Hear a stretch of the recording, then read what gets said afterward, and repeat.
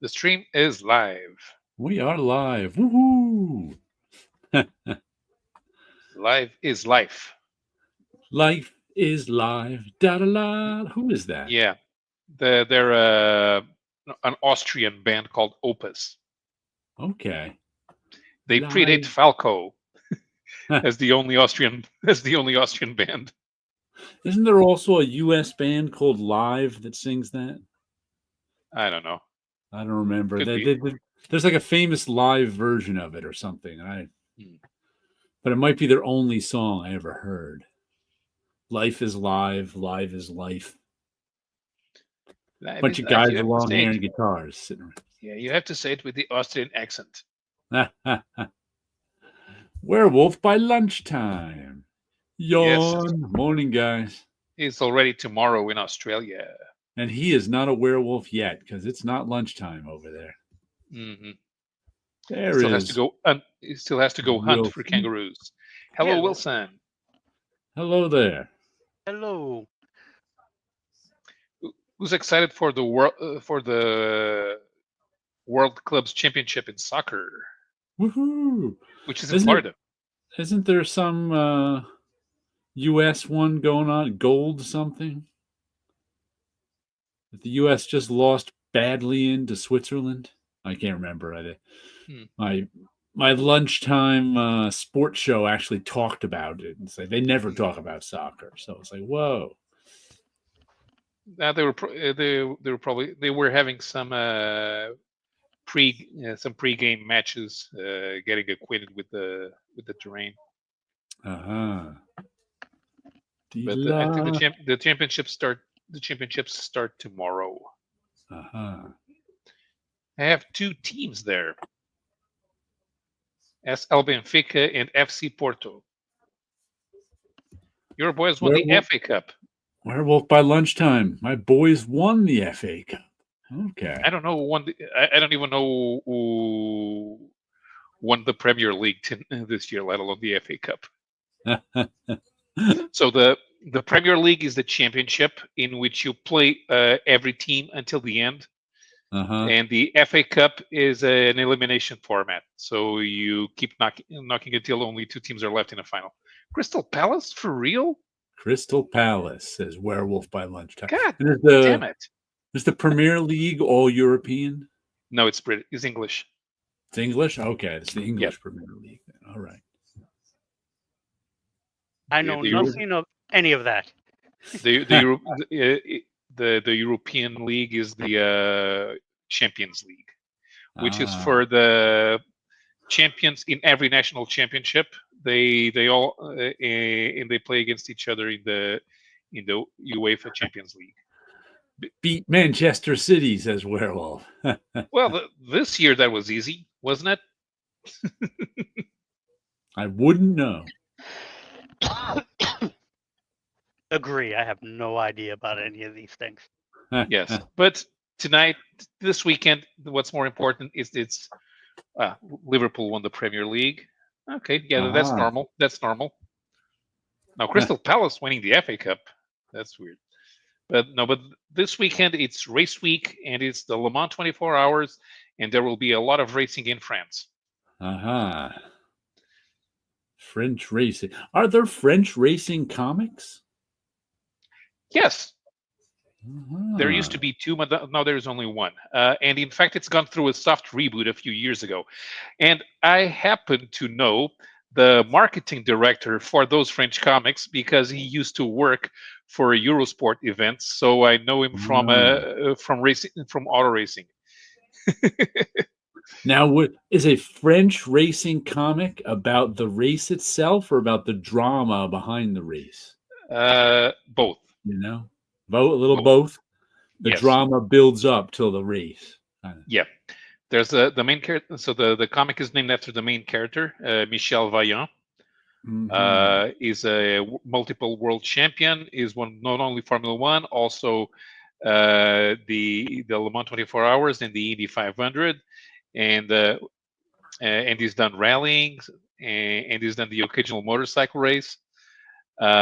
His In the soft reboot, his brother, who was in charge of the Violent Motor Company, committed suicide, which brought in a lot of drama.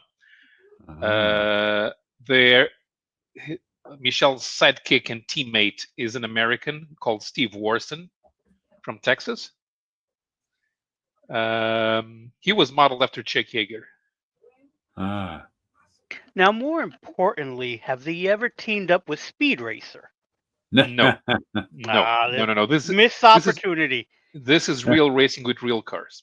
And you're saying Speed Racer? any Well, any that's car that's got a and, buzzsaw and, on the front of it is not real. and you know it's real because the villain of the piece is a yellow peril character in a French comic. wow. I Okay. I always found it. I haven't watched a lot of Speed Racer, Hmm. but I distinctly remember one episode where they were going through the forest and like a buzzsaw came out of the front of the car. And those trees may as well have not been there. I mean, it was Yeah. just like it took no time at all. There were no stumps, I guess. It was like the forest didn't even slow the cars down because they had a buzzsaw on the front, obviously. Obviously, Fantastic. all cars have that. It's not Yeah. like they need. It's not like the extra weight will affect the car. Tit Goblin says, happy delayed ballpoint pen days, everyone. Yes. 52 Lefty Blue says, TGIF, fellas. Yeah. I was just explaining to someone today that you got to be careful drawing with ballpoint pens because ballpoint pen ink is fugitive. Your drawing might disappear in a few years. Yeah. So you Yeah. keep it in a drawer. Mm-hmm. Michel Vaillant used to have a knockoff. There was a knockoff comic called Alain Chevalier. Not as successful, nowhere near as successful. And the British had an auto racing comic. So maybe a werewolf will remember it from it. There used to be a comic magazine in the UK called Tiger. I think that was where they published Roy of the Rovers, which was a comic about soccer. But there was also an auto racing feature called Skid Solo. Mm-hmm. So We didn't really have much in the racing genre. We would yeah, have a few things. There would be Hot Wheels comics, yeah, and and those are something fairly that like, late. Those huh? are fairly late because Charlton used to have a bunch of them in the 50s. Yeah, Hot racing car. Rod Racers and Grand Prix. And there were a few ongoing features, the most famous of which was Rick Roberts. And the guy who used to draw Kid Colt Outlaw for Marvel, what was his name? Jack Keller. Jack Keller. Jack Keller did a bunch of those. I don't in know the how that 60s. came to me. That Jack- was amazing because I couldn't. Yeah. I'm going through Dick Ayers. I'm thinking of I think I just read something about him last week. That's why the name was in my head. oh, okay. I would have never got that name. Yeah, at all. Jack Keller used to draw Rick Roberts, and I can actually recognize a bunch of the cars from their shapes. They're realistic. They are based on the real cars. Now the colors not so much because I saw. Remember that Roy of the Rovers? Yeah, Roy of the Rovers was more famous. Yeah, werewolf. I remember Tiger and Roy of the Rovers, but not the. Here's a question about racing. It's very hard to do car chases in racing in comics.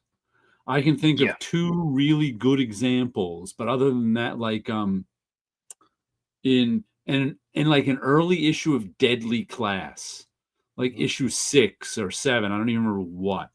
There was possibly one of the best like car chase racing scenes I've ever seen. And there was another comic called Dead Body Road, which had good car stuff in it. But there isn't a lot of car stuff, car chases or races in comics. I think it's hard to pull off.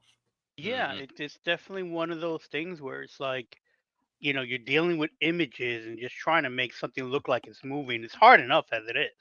Yeah. I think probably artists today, and I'm doing a big generalization, but like I think you would have to be kind of like similar to the artists that are currently doing Transformers, where there's Yeah. a lot of lines going on that make something look stiff, looks like it has a lot of movement, but it's also not clean art, for a lack of a better term.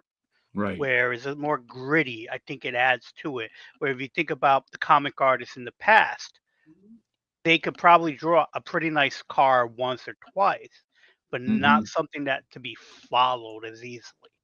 Yeah, But Frank yeah, Frazetta had an auto racing newspaper strip back in the 50s. Well, it was kind of short lived. I think somebody re, repackaged and did an omnibus about a decade Yeah. ago.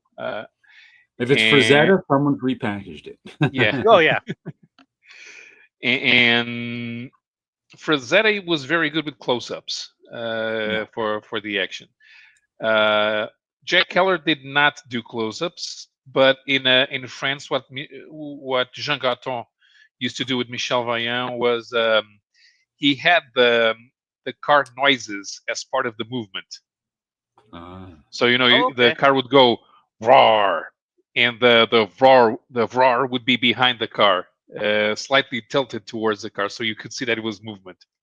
It's a bit like interesting. what Walter Simonson does with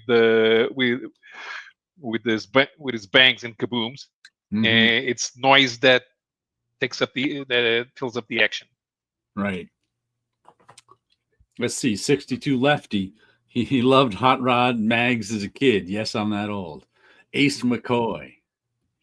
Yeah, Charlton 66 has a bunch of those, and he's already shown them a few times, even at my request. Hmm. It's tough. People can draw cars well enough. I mean, not everyone. I've seen some really bad cars in comic books. Mhm. Um, Oh yeah, They're not easy. I've drawn well, a few, and it's like, oof, I don't yeah. like that. the author of Tintin, Hergé, he was good at that. Because there's a Hmm. famous scene which was made into a poster, and you can even buy the lithograph of it, which is Tintin driving a Bugatti Type 35 from the There's 1930s. some people who just take to it. They Yeah, love cars. They love drawing cars, and that's what they do. Like in the '90s, a friend of a friend who I knew was an advertising comp guy. Uh, and what advertising comps are, for people who don't know, is when you were working up an ad campaign for someone, you'd bring in an artist who specialized in marker comps, and he would draw everything you wanted him to draw. Let's say you wanted, apples on the ledge of the Empire State Building, he'd draw it all up, and that's what they'd use to sell the ad campaign to whoever. But this guy was, and they were also often done in Magic Marker. This guy was the marker car comp guy for New York City in the '90s. So if you need, and they'd have specializations like that. If you needed a car drawn in your comp, he's the guy you call in, and he could not, got well paid too. He could knock out color drawings of cars like that because that was his specialization. That's what he knew to do. And when you see like there are some books from the '90s with advertising books with like color comps in them. When you see some of those top guys, you're just like, whoa, this guy can really draw that. And he's also, because he's drawn it 1,000 times. He's the yeah. car guy. Mhm. Mhm. You know what? I've heard some cartoonists say that, oh, it's tough to draw cars, and I don't bother doing realistically. Uh, Right. I have no reference. What do you mean you have no reference? Just go into a dealership and get some of their material. They'll give it to you for free if you ask. That's what it's So, there for. and somewhere around here, I still have some toy cars. That's what we used a lot in the '90s for reference, because they Yeah, cheap, realistic toy cars, which you could turn at yeah, any angle. yeah. I still have the toy car that I bought just because in one of my I mean going back to the 90s, so very early 90s first printed penciled and ink story, the main character drove around in a Tucker. Ah. And so I end up, first I had to watch the movie because I had no idea what a Tucker was. And so, I watched the movie, saw the car. All right, I end up buying, and I still own it, a blue Tucker, just because this superhero from the whatever the 50s or 60s, that a pulpy superhero, Right. is running around with like a costume, but he has an overcoat over it, and um, it was just that was the car. And it's like once I found an angle that I could draw it from, that was the angle. So I drew a really nice shot of the car and then snuck it in wherever I could. Like, here's the car, but most of it's covered because here's the Ah. rest of the street. And here's the indication where the car is. But Yep. yeah, it's like I I cannot see. Yeah, maybe in the 90s it would have been hard to get reference, but it wasn't. I was able to see the movie. I was able to buy the car, and I'm pretty sure I had gotten a car magazine from somewhere, probably Barnes and Nobles, because they always have just a book about cars. For $9.99, you could get a book like that thick that had nothing but cars, or Mhm. diners and stuff like that. So if hearing someone says they can't get reference, it's just like, Well, can't you get well, reference, or you're lazy? well, what it is too is some of these guys were, sitting at their drawing board 9, 10 hours a day, and they didn't want to find reference. Any moment they spent finding reference was money taken out of their, time taken out of their day, which is money. So I think that was it too. They were just like, Probably. no, it's too hard to find reference. That costs me money, which is why a lot of times writers would find reference for their artists if they wanted something specific, because they knew that the Yeah, artist wasn't gonna find the reference. They didn't care. that's true. I've had some writers who just not only send me the script, but send me, well, nowadays links to pictures, but some was also downloading them and just putting it with the script. Yeah. Eric P says Teenage Mutant Ninja Turtles #3 from 1985 is a very good car chase. All right, there's another one. Like I said, they're rare. There's not a lot of them. Mhm. Yeah. Hot Wheel. Steranko was good at drawing cars, but he never had to draw an actual chase scene because it was Fury's car, so it could fly. Like I'm trying to remember, the Alex Toth Hot Wheels was really well drawn, but I don't remember if it had any real car races or chase scenes in it. I haven't seen it in a I long time. don't know. I I never think actually. he did some design stuff with a racetrack around the page. I remember that. But there's something that's kind of those are kind of hard to find and pricey because they've never been reprinted. They're from the early 70s from DC Comics, Hot Wheels Comics. And Right. Alex Toth drew a few of them. I don't know, only like 10 issues maybe. I don't even know if it went that long. Good evening, Missing Mars. How are you tonight, TGIF? And good evening, Captain Finity. I'm out and about, but dipping in. All right. Oh, by the way, I just noticed today that we've been doing this show for 5 years, last Ooh, April. Really? nice. Yeah, it's a long freaking time. I was like, oh, look at that. We've been doing this for a long time. So I figured I'd mention that because, wow, time flies, doesn't it? I don't even know how long Completely. Wilson's been with us. Yeah. No idea. It's been a while. Mhm. It has been a while. Yeah, time flies, says Friar Tuck. Tempest fugit. Yeah, Kev, 5 years. Congratulations. Hello, Brother Friar. Yeah, I was like, wow, that's a freaking long time. You'd think we'd have run out of things to talk about, Yeah. Oh, yeah. but as long as there are chains in Spawn, we will have something to talk about. As long as there's new comics and old comics. Mhm. A couple of years anyway for Wilson. Yeah. Yeah, Yeah. he's been here quite a while. It started ever so briefly with Tim and I I think Paulo was in like show 2 or 3. I mean, he came on board right away. Then we I had think it was Scott about for a while. 10. Scott and What, I joined at the same time. About what show number 10, I think. was that? I thought it was even quicker than that. Mhm. And you and Scott joined pretty quickly. Chris has been going on and off for ages. And Wilson came on when Scott dropped off, whenever that was. It was been a couple of years ago now. Hmm. So it's been a while. It's like, wow, that's a lot of shows. I forget the number, 282 or something like that. It's like, whoa, them's a lot. Well, I've been having a good time. Yeah, me too. That's why we do it. Let me talk about comic for a moment. I got a chance to read this. Ooh. Charles Burns' Final Cut. I got this one last week, the week before, I can't remember.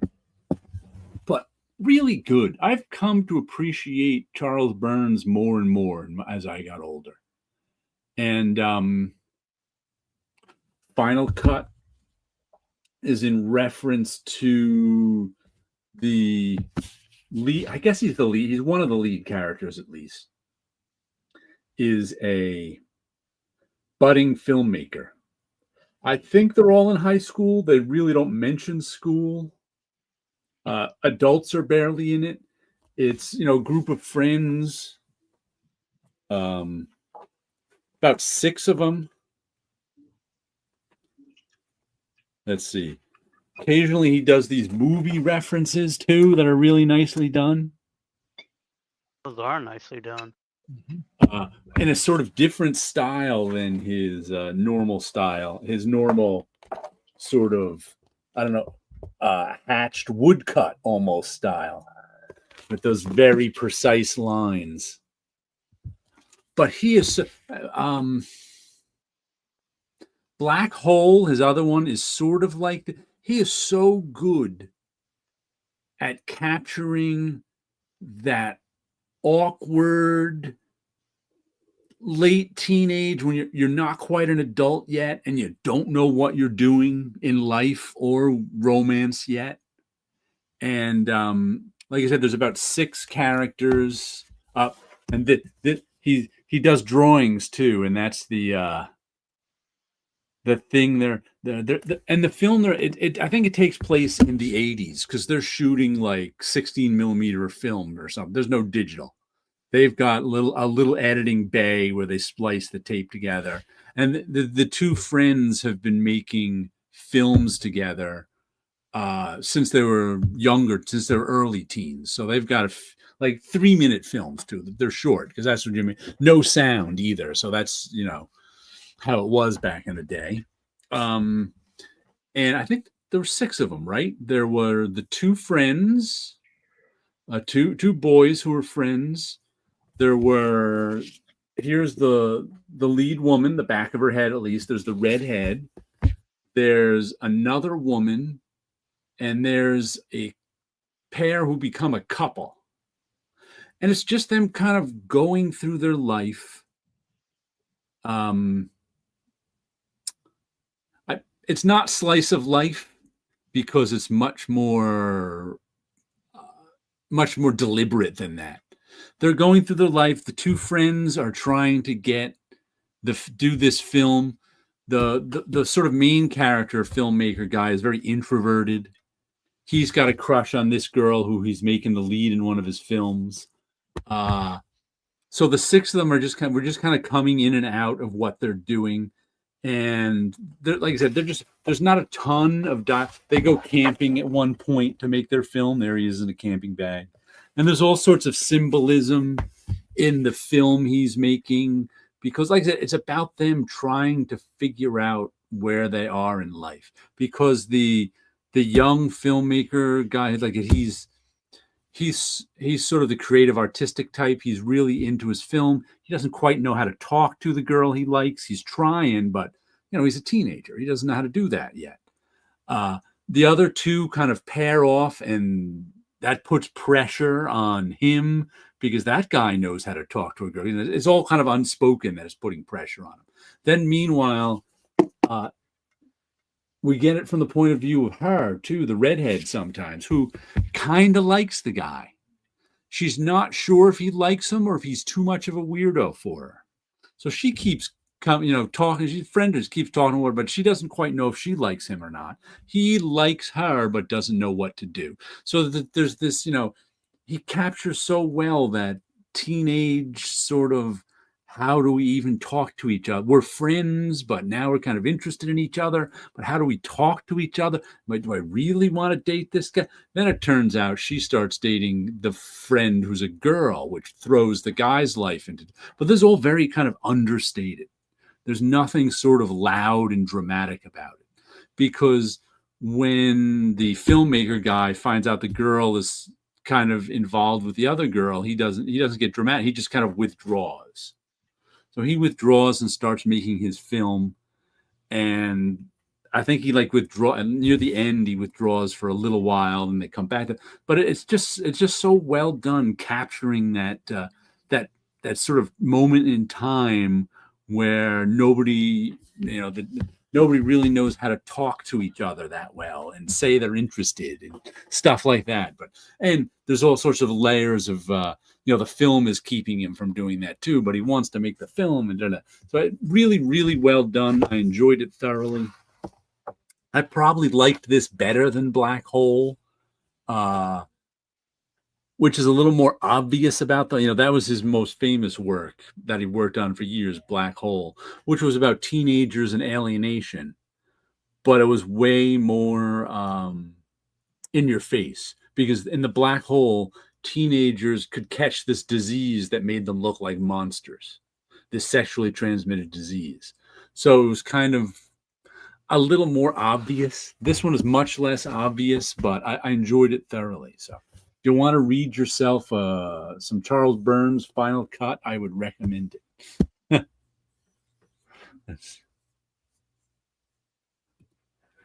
I'd love to see Jared's collection where he stores his comics. Whoops, wrong way. Oh, I got some of them. See that big shelf over there? That's my comics. I got another one on the other side.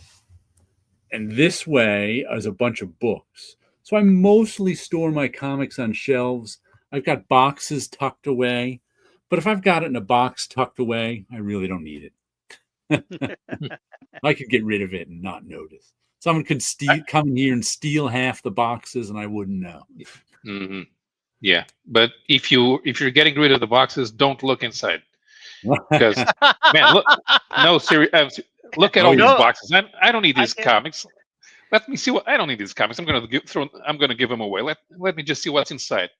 Well, yeah, I'm gonna throw this way. Oh, but not this one, and this one, and not this one, and not this one, not this one. How long have I? Well, but I haven't read this in 20 years. But maybe I will. So, not this one either. It's true. I completely agree. I've done it plenty of times. Go through it's like, these are all signed. I've done that. It's like it all depends if you have someone to give them to. Because like I said, I've been giving mine away the last couple of semesters to my students. That makes it a lot easier. Because then I go, I'll never read this again. I may as well pass it on. Now I'm even passing things on quickly. Like, what did I just finish reading? Oh, Huge Detective. Got Huge Detective this week. This is going to go into my given away pile right away. I don't even it was a solid B. I enjoyed it, but I'm never going to read it again. And I give away stuff like this semester. My friend Ed was like, "Oh, you're giving them good stuff." I'm like, "Yeah." Yeah. Well, I read good stuff. Why not? Sure. What was I giving away that day? Joe Cupert's a hardcover of Joe Cupert's tour. Ooh. Which I don't need. I mean, it's nice Joe Cupert, but the one Joe Cupert piece that I want to keep is Facts from Sarajevo. That's the one, to me, that's the best Joe Cupert. I'll keep that one. I'll give away tour. And I gave away, what was it? Adventure Man. I had the two hardcover big collected editions of Adventure Man. I think I had volume 1 and 3. I never even got volume 2. And it's beautiful Terry Dodson art. I mean, beautiful. But I've already got Red 1, which is a Terry Dodson art I like better. So I don't need Adventure Man, which I wasn't that fond of the story. So I gave it to some student and loved it. They were like, I mean, they were enthralled by the art because it's really, really good. But I'm like, you know what? I don't have to keep it just because it's good art when I've got other Terry Dodson art that I, can look at. So like I'll pass it on to. So that actually makes it easier having someone to appreciate it to give it on to. Because otherwise it's like I got to figure out how to get rid of this stuff. Right. Helper monkey wave. So that's what makes it hard too, because it's like I could dump these off at a comic shop, but so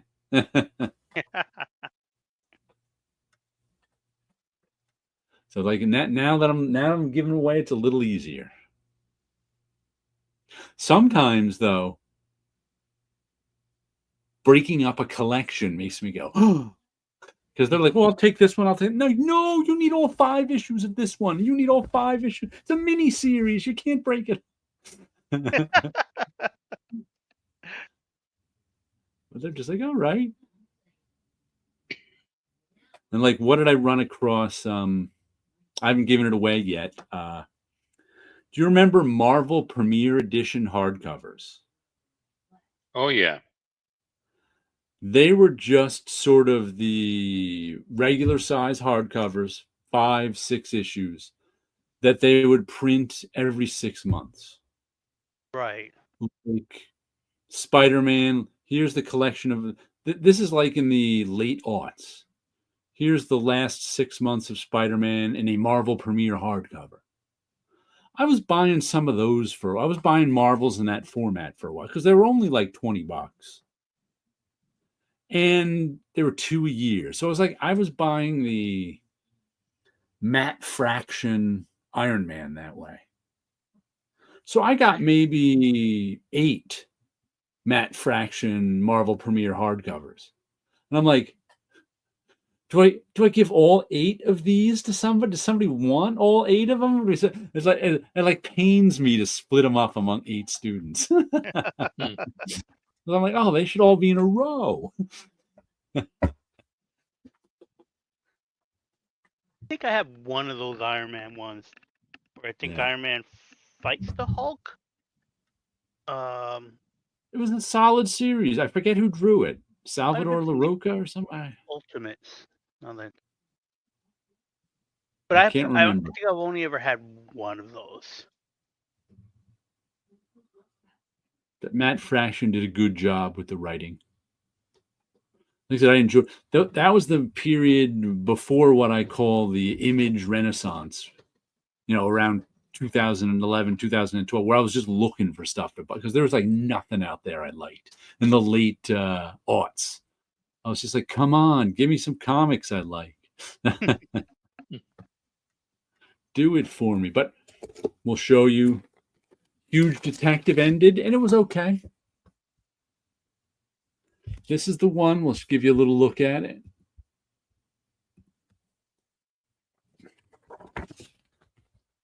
The artwork was solid, but not spectacular. This is the one. There's a nice page right there.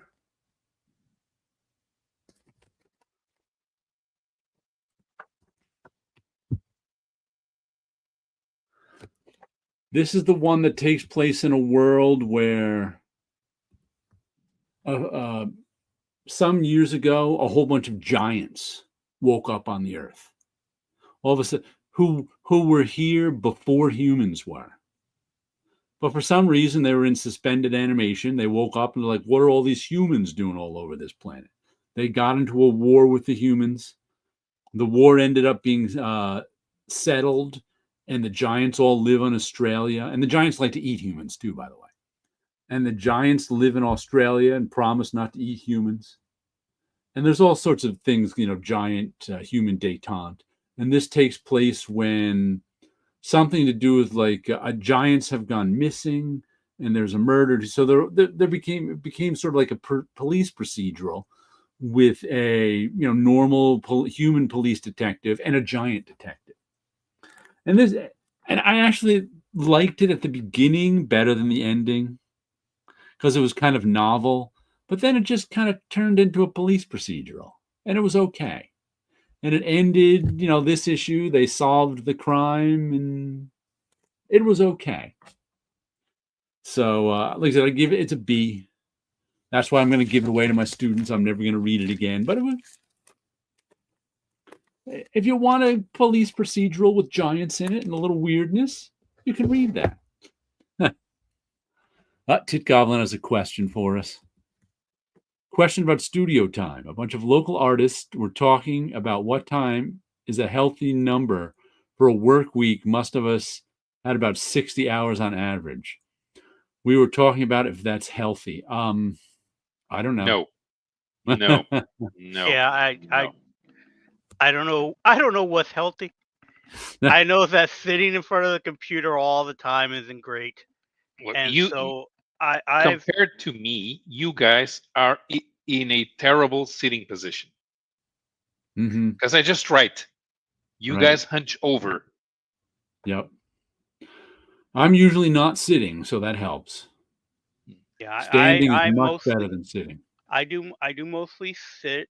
Last summer I did because my monitor is on like one of those TV arm things. I can bring it up.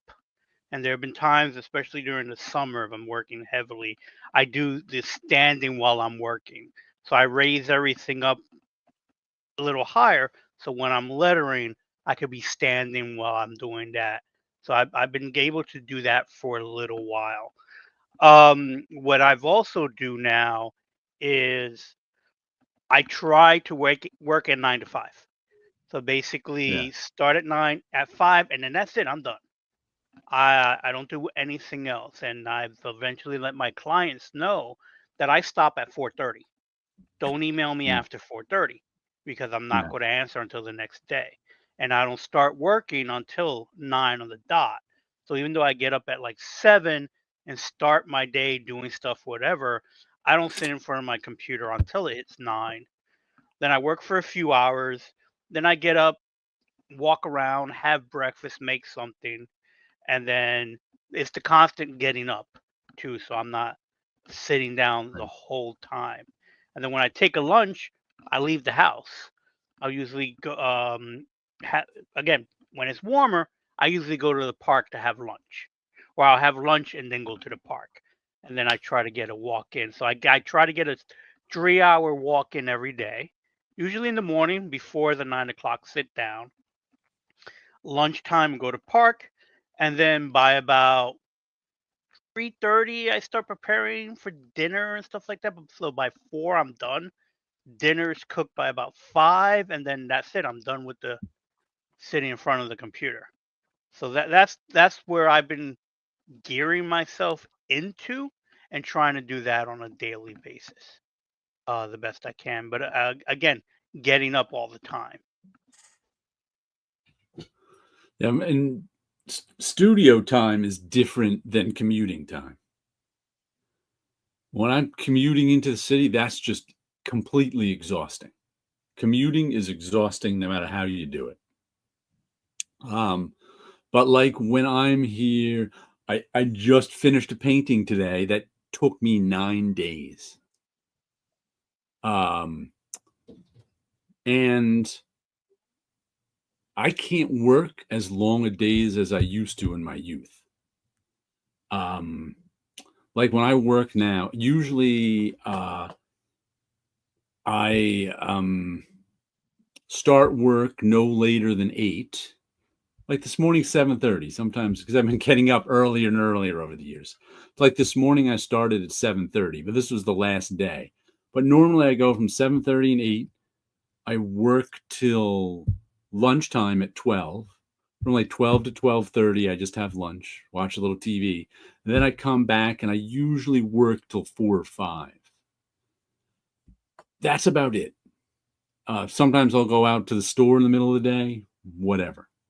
It used to be at 5, I'd have dinner and I'd come back and I could work from like 6 to 9.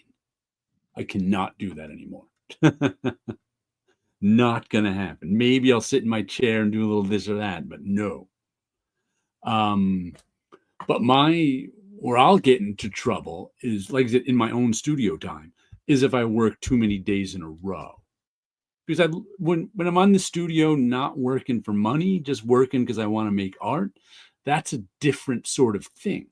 Because also it's I kind of want to get things done then. Because Yeah. if I have actual time to get my own stuff done, I know my time is limited. So I want to get as much of it done as possible. That's what I was like, you know what, this summer I want to get some paintings done. Well, one painting took me 9 days of physical painting. That doesn't even count the run up. Uh, so it takes so long that I'm like, I gotta plan it out. I gotta get as much, but I know I can't work from 6 to 9 anymore. That's just done. Those days are over. So it's I probably more than 60 hours, but that's not 60 hours working for somebody else or working, I don't know, to make money. That's 60 hours making art, or however many hours it is. So I think that's a sort of different thing.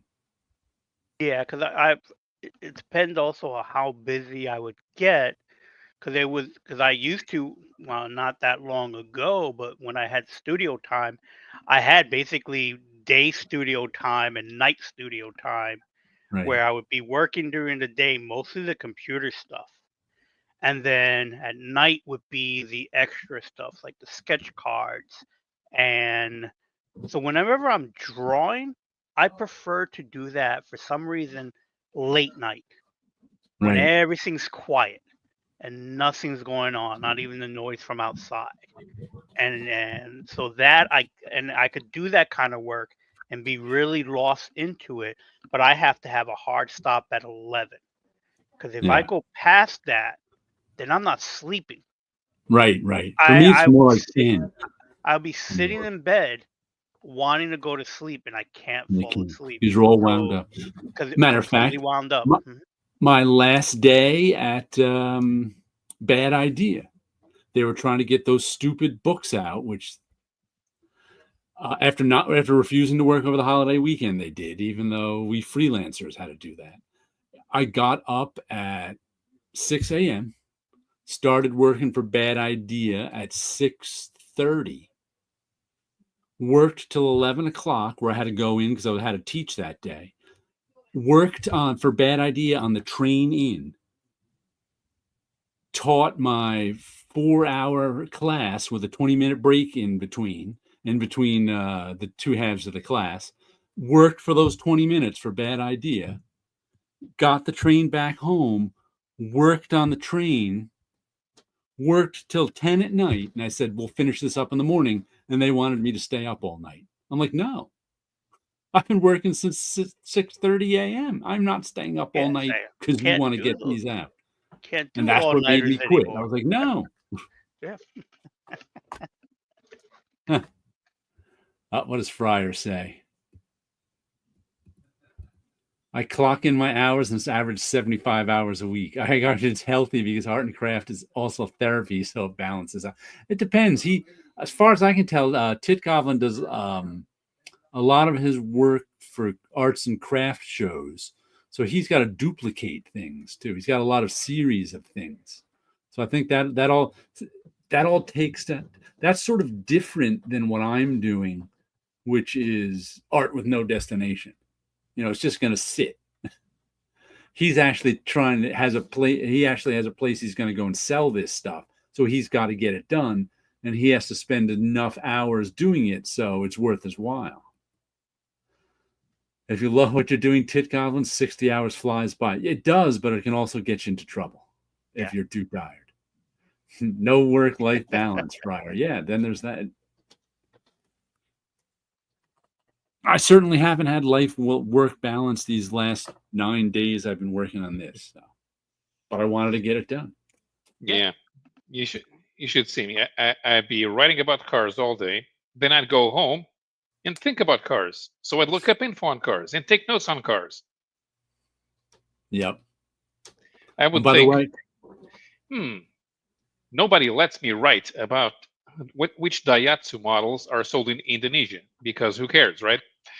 But me being me, I go home, man, I really wonder what what Daihatsu models are sold in Indonesia.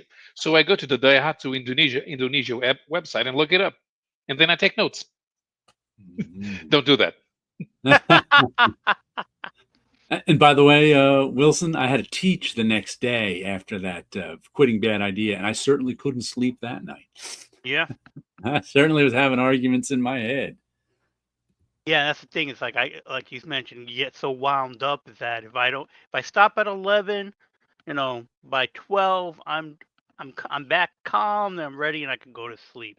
But there have been Yeah. times where if I'm working late and say, okay, I got to really work late, I can't hit past 2. I'm not sleeping. Yeah. And I've done that way too many times in the past. And it's like, at the end, it's like these are comics. There's no life or death situation. This could wait till tomorrow. Yeah. I think one of the best things another artist told me is like, you know, we're putting this in Friday at 5 p.m. There is nothing that can't wait till Monday Yeah. because no one's going to be there looking at it. That is for sure. Let me show the rest of you this painting. Hold on. This is the one I've just finished. Let me go so low. We'll show you. Here we go. Well, that's a big one. That's Around 9 is the name of it. Let's just get it up close and personal.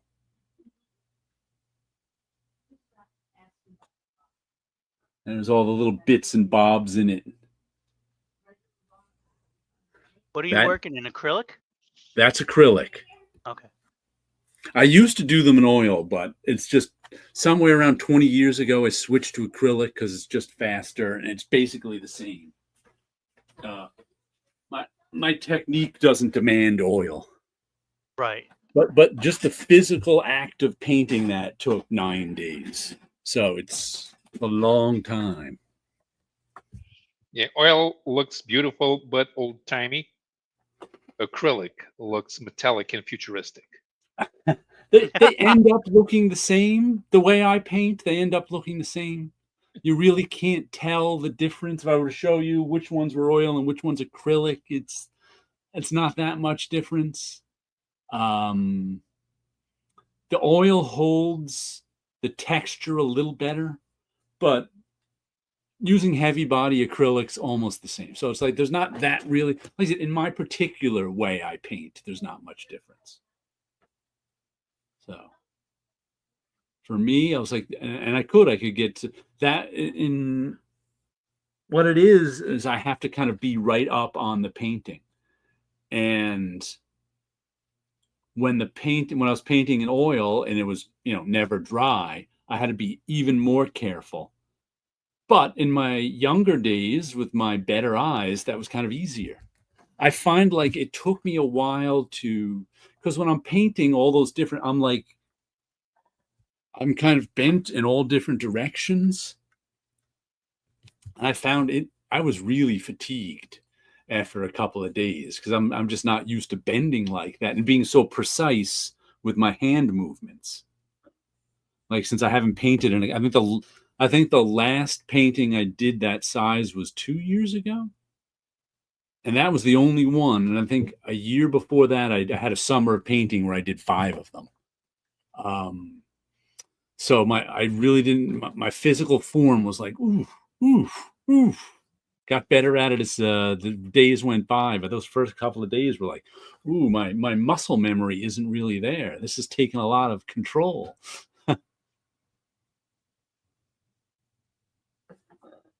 Mm-hmm. So I got some comics today. Show us what you got. So I haven't read any of these. I was hoping that I would be reading them on the subway, but after I got the comics, I ended up walking around Manhattan just because it's a nice day. And I was, went to a couple of stores here and there. But what I picked up is the first issue of Battle Beast. Cool. That's a different cover than I have. Yeah, they only had like 3 covers available. Is that the first printing or is that a second printing? I am not positive. Yeah, I don't even know if the second printing is out yet, so I don't know. I would I would guess it's still the first printing because these just came out, and Midtown is actually really good at letting you know on the shelf whether it's first or Yeah. second print. So I'm looking at the barcode real quickly. There's no doesn't seem to be an indication It there. should just say I like mean, 1-1 at the end of the barcode, like on the. actually, I have 112, so I'm going to guess this might be a That second might be a print. second printing then if it's 112. I would guess it's a second printing. It is a second printing. So There we the go. second I get printing of it. There you go. Thank you. So here's Battle Beast #1, and that's the cover that I happen to pick. good I'm looking stuff. forward to that because I only know of the Invincible universe from the TV show, Right. but It's so many people have a love for this universe that I know this should be fun to read. Look at all that gore. oh yeah. I think the TV show is fairly faithful to the from the comic, from what I've From what I've heard. seen, I've seen quite a few video essays going, here's the comic book, here's the TV show, here are the images that are lifted right off of it. Yeah. I enjoy that immensely, just in Yeah. general, to see something that is so faithful to the project. So I'm Oh, enjoying that. Tit Goblin saying no disrespect to digital work, so let's see how he insulted digital work before. Making stuff and painting is constant workout because it's just stretching and lifting. It helps because it's not sitting at a computer clicking a keyboard. That's true, but there have been plenty of paintings that I've done sitting and painting, even when they were large. They just Yeah. be on a bigger easel, and I recall it triggered a memory painting on an easel. Before having an easel, you built whatever you could, and one of my paintings for college, I had it on a chair, and it was of course, it was a college painting, and of course, it was due the next day. So I'm sitting there working on it, and so me thinking I need a way to stay up, let me make a pot of coffee. Now at that time I wasn't a coffee drinker. My parents were, so we had a coffee maker. So make a big pot of coffee. It's like I need it to be strong. I need to stay up and work. So I didn't put sugar in it. I didn't put milk in it. I'm drinking it black, and I drank way too much coffee. I got the project done. Pulled an all-nighter. The project was done, and I'm sitting in class, and I could taste the coffee sitting in my belt. I could taste it in there. It was like, and I didn't have coffee again until about 5 years later when I'm working at Marvel. Wow. It's like, there's that's what I did for my art. Yeah. I I actually still, when I got out of art school in December 1988, probably sometime in 1989, I didn't have an easel anymore. So I went, got some scrap wood I had lying around, and built myself my own easel. Nice. And I still use that easel. Very But the first one I built was slightly warped. And I was like, I got to fix that someday. 25 years later, I finally was like, I want to fix this. Got 2 new straighter pieces of wood and put that in the place of the easel. But it took me like for 25 years, if I went to like the upper right corner, the easel would go and move back an inch. And I'd be like, God, filth flarn. But I just never fixed it. I And get you what know what I always wanted to get though? Have you seen those easels where you like you put the painting? It's got like clamps on the top and the bottom, and you can spin the painting around. So rather than like moving your body around or moving the you easel move up and the down, easel. you can spin the painting to get to another area of it. I always wanted to get one of those, but never have. Because I've got a That's a great perfectly idea, good though. easel here that I didn't pay anything for. That's the But thing, sometimes when you have a something that works, I used for years, decades even. I for my light box, um, it was actually a sign that you would paint on it. So you would basically, it was this thing that you could buy, I guess, as a kid at some point. And so you just bought it, and then you would draw whatever you need to create your sign, and then hang it up. But I mm, ended up getting it from somewhere, and it was like, oh, I could use this as a light box because it was made to be a sign that didn't have any text on it. So it's like, all right, I'm going to use this as a light box. And I used that for a number of years, only for that to be replaced with not an actual light box, but the type that you would use for. I mean, it was just no matter what, it's a light box, but it was basically more used for like X-rays. oh, So it was a smaller one, and it was because my dad was a longtime superintendent of an apartment building. So there mm-hmm, will always be things being tossed out and whatnot. So there was I think it was a dentist that was in the building. And then when he closed up shop and tossed things away, we had one of these large light boxes. And it's huh, like, can you use this? Like, yeah, I can use that as a light box. He was like, all right, whatever. So I ended up using that for a number of years. And the funny thing with that, it would be like it would make a buzzing noise. yeah. But it depended where you leaned on it when you were drawing. It would shut the noise off. He was like, "Oh, I gotta figure out how to fix it because there was a screw that wasn't there. So the Ah, screw is in the same area that if I push down, it just shuts it off." So again, for years, oh, I gotta put a screw in that. Never did. I just leaned on it and just kept working. like I actually, once again, early '90s, I think it was. I built my own light box. It was pretty big because it had to fit a comic book page, so it was bigger than 11 by 17. Right. Uh, it was actually kind of thick too, maybe 4 inches. I just took some wood, built a box. You know those fluorescent light tubes that go like underneath the cabinets that are Yes. about 12, 18 inches long. That's I what the got box two I of those. had in there. Got two of those. I ran them into the box. I had a piece of glass on the top, not frosted, just regular old glass. So you're going to get binded if you don't put that piece of Uh paper down. huh. And before the digital age, I used that light box for years. It's still out in the garage. I just haven't used it in a long, long time.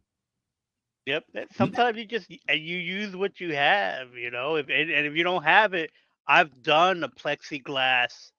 Oh, I I've done still, plexiglass over chairs with the oh, yeah. lamp underneath it. Yep. Take the Like shade off. on Mhm. occasion, I need a light box, but if for something really tiny, something really easy, because most everything I do, you know, where I would used to use a light box, I now scan in, blow up, print out. You can print out the blue line, so you don't need a light box. Right. Um, I use the back window. That window right behind me here. I just go to the back door, put it up against a Yep. window, and I've use it as a I've light. done that. I've seen Walt Simonson took a picture a couple of years ago, and it was like because I think they were staying somewhere, and he was like, "I didn't bring my light box with me, but I'll use this." And he had the artwork just taped to his window, and he was showing how he took a photo, and he's like, he was away somewhere. I didn't take my light box with me, but no fear, I have the sun. It was just a nice little photo he put up. Captain Infinity says, coffee, good idea. And also, your wood is like my sense of humor. 4 inches? Warped. I'm not. And here's a comic I know Wilson and I both got since I saw his TikTok. Where is it? Fantastic Four, issue number 6, facsimile edition. That was the next one on my pile. Aha. I saw And that, it was like, "Look at all that text on the cover." I have not read this. I don't know. since the 80s. And I forgot the completely insane plan that Namor has in this one. Do you remember the plan at all, Wilson? I do not. Um, just like you, I probably have not read this story since probably Marvel Masterworks. Well, I'm going to spoil Probably it. the last time. I'm going to spoil it for you and tell you the plan. Uh-huh. First of all, he recruits Namor to be part of his plan. Right. And Namor he goes to the Baxter building to talk to the FF. He really doesn't want to fight. He just wants to talk to them. And he plants this doodad in the Baxter building, which Oh, somehow turns the Baxter building into a rocket, basically. Not quite a rocket. Maybe it's anti-gravity. I don't know. And Dr. Doom is going to send the whole Baxter building into the sun, thus killing the Fantastic Four. I do remember that story. Or I But remember him attempting that, yes. But he betrays Namor because Namor's in the building too, going, "Hey, you're gonna send me into the sun too?" Does this issue have him showing his puffin power? Oh, I think it did.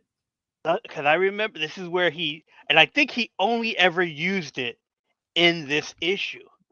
So It for those shows who him don't having his know, electric eel power. right, that was another one he had. So for those who don't know, because they've only did it once or twice, Namor can shock people because he has an Yeah, electric eel power, yeah, and electric he eel could is in the water. also puff up as a puffin. I don't know if it's in this one. Yeah, I don't know if it's in this. I don't remember the puffin. A pufferfish. Pufferfish. Yeah. A puffin is a bird. Sorry, Okay, the pufferfish. pufferfish power. But I really like some of the drawing and the Namor stuff, and I think this is one of the first examples of the Kirby jumping right at you pose that he really perfected as as the years went by after this. But that's Kirby with those coming right at you dynamics that he developed in the 60s. That's total pop art right there. Yeah. So it was like the first, and you see him start to with the giant foreshortened fist. I just noticed that this is the first issue I think where I started to notice modern Kirby drawing come through. Of the first 5 issues, I think the first 5 issues of the Fantastic Four really weren't as good as a lot of the Kirby stuff that came before it. Yeah, it was still the same monster Right. story, that part. Yeah, I Yeah, think because these were still I think monsters he of the even week. did some better stuff in the monster stories. But you're right, it was the monster story. It wasn't really superhero. Oh, and then there was another one here where is it? Where Mr. Fantastic decides to there's another coming right at you one. He's stretching out the window. Yep. So I think this is the first issue where we really see signs of the superhero stuff of Jack Kirby to come. I'm Yeah, gonna because just send it's your like building into the sun. it's like almost there, where almost there, Silver Age, superhero Kirby, and I never noticed how much Namor has more of that Bill Everett kind of look to it, the flat head, Oh yeah, the eyebrow. the big eyebrows, where he kind of has this non-human look to him. Right, The much red more agile. shorts. But there's sometimes I'm like, I wonder what Kirby really meant this page to be. There's one bit in here where once again the Baxter building is heading out into space. And where is it?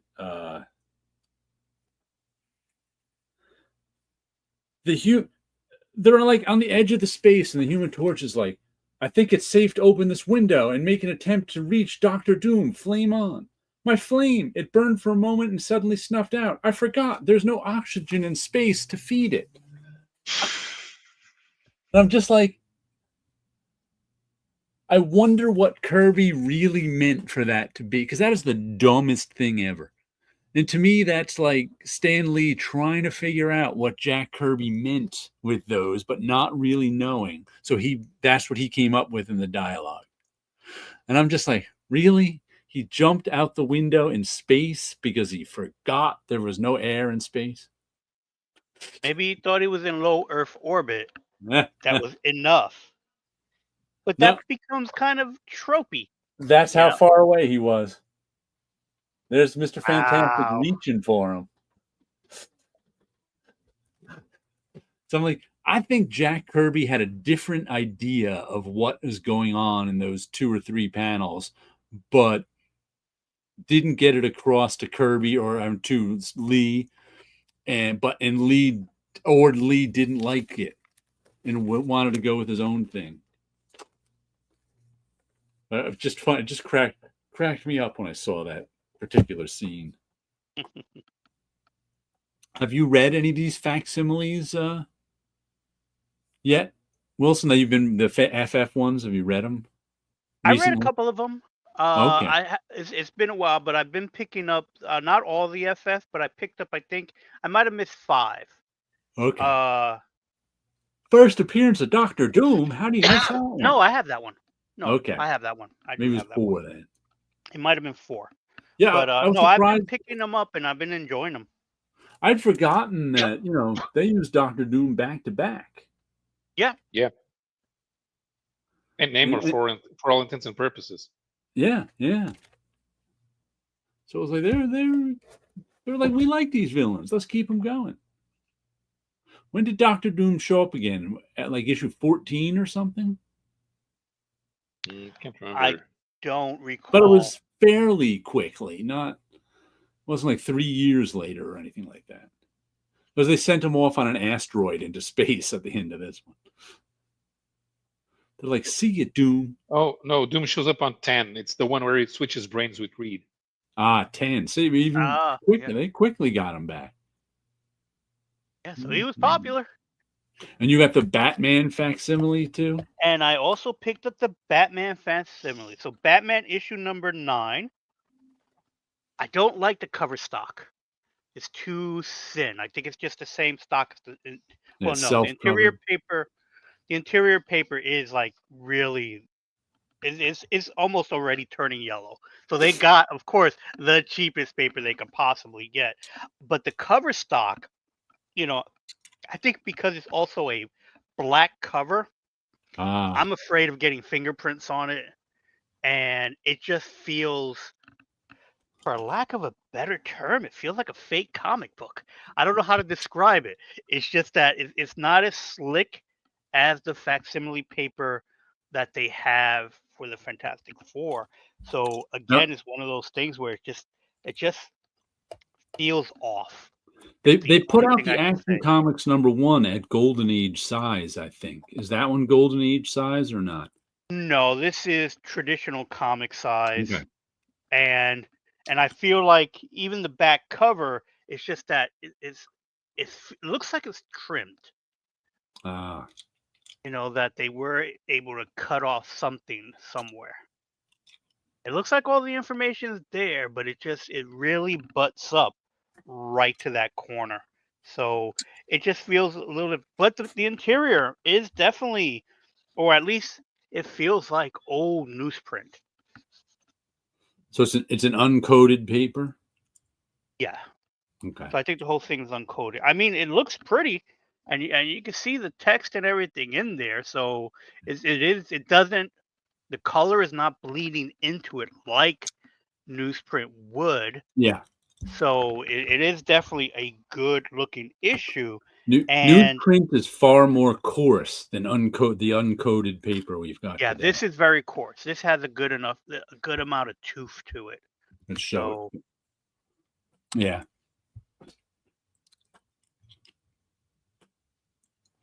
I ended up not buying many of these DC facsimiles just because they're so expensive. Let's look yeah, it is a $7 book, $6.99. Yeah. And issue 9, I'm not sure what this is the first of. Maybe Joker. It might be the first Batman and Robin cover. Oh, okay. Like I think the Action Comics one was $10. Yeah, I didn't pick up the Action comic one. I saw it, and there was another book that was there. I think it might have been the Fantastic Four where they had it like on a gold foil. I was like, oh, that's pretty, but that's going to stay on the shelf. I'm not picking that up. I think last week's Final Order cutoff had a lot of Image Comics facsimiles of a lot of their first issues. I was surprised to see him first issues from the last 10, 15 years, not the 90s stuff. The one I ordered a foil Monstrous #1. I was like, all right, I want to see one of these foil. I'll order one of them. But they've Right. got like a whole bunch of other. I can't even remember them all. There was about 15 or 20 of them. Oh, wow. Image, facsimile #1. So expect to see them in 2 or 3 weeks, whenever they. Okay. What other ones were out? They had like a Deadly Class #1. I saw an oversized Deadly Class Yes. cover. I don't know if they made a like What all do they original call them? artwork, or they was just a really big edition of it. What Image does, and a couple other people have done, I've seen. I cannot remember what they call them now, but they're 11 by 17 in black and white, so you can see the inks. Okay. And they've got a name for that. They occasionally, I keep meaning to get one just to see them, but I haven't, because they're like $20. And it's usually like 2 issues of whatever. But I've seen I know they did it for Deadly Class, and they did it for maybe 4 other things. There's not a lot of them. But the next one that's coming out, I just saw they announced A Righteous Thirst for Vengeance Image book, which I bought. I can't remember who drew it, but that one's coming out with one of these 11 by 17 ink versions. So that one I might finally get. I remember seeing, I think the last one I saw was like $25. I was just like, ooh, I mean, that sounds brutal. $20 is an attractive price for something like that, but it's like that's just the right amount. Anything above that just seems to be much. Here we go. Image Giant Size Artist Proof Edition. That's the name of them, says Tit Goblin. I think I agree with them there. That's the version. I'm holding the Black Science one. Okay. Like I said, I've seen a few of them come out over the years, but not a lot. I saw one even come out there's an indie book I bought called White Ash.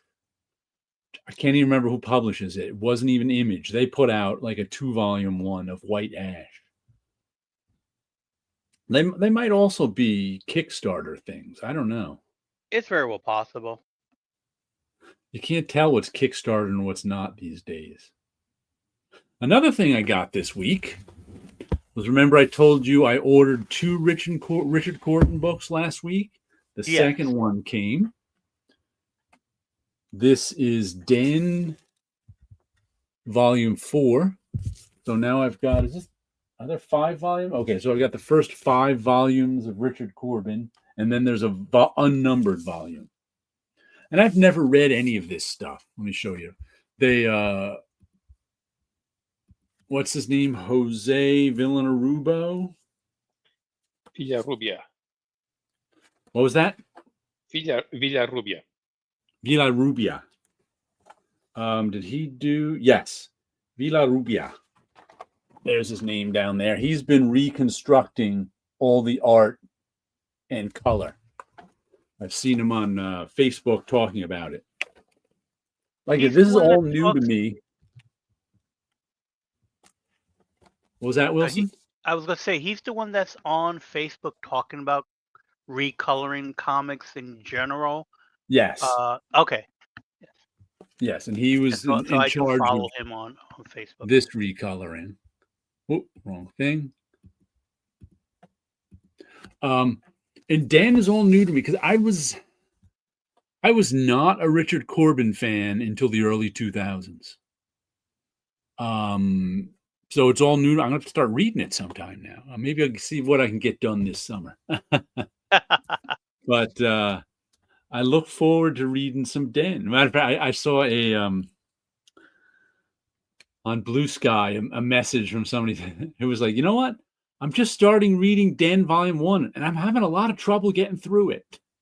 So the early stuff might be a little rough. Okay. That might have been the stuff that didn't capture me when I was, in my teenage years. But I think I spent either, once again, this one is $40 is the cover price, and I got it either for 20 or 24. One of them I got for 20, the other one I got for 24. And matter of fact, I have used my credit card points for this entire Richard Corbin series so far. All 6 volumes have been bought on credit card points.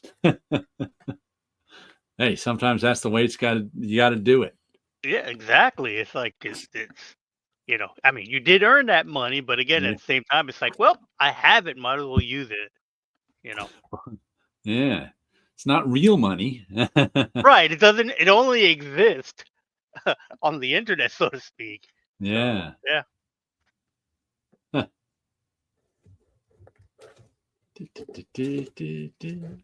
Another book that 5 I have. years. Wow, that's a long time. Should do a celebration episode. So another book that I picked up, I have no idea what's going on in this, is Power Rangers Prime, issue number 7. Okay. And it has looks like a very cute, small, robotic Megazord. Uh-huh. Now, does Prime refer to which Power Rangers it is? I think this I Like don't the know. Prime timeline or something? I believe it is, and I believe they're also the Mighty Morphin Power Rangers characters, but I am not too sure. But the uniforms of the few that are in here are in the Mighty Morphin uniforms. Okay. What I can see. I mean, that's pretty art. Let's go back to the solo. Yeah. Ew, kissing. Find anybody in uniform. We don't like kissing in our comics. We want fight.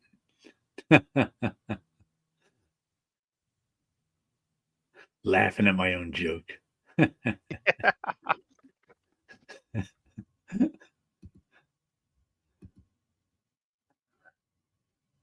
So it looks good. That little dinosaur again. Uh-huh. That little guy just reminded me of, I think he was part of the Korvac saga.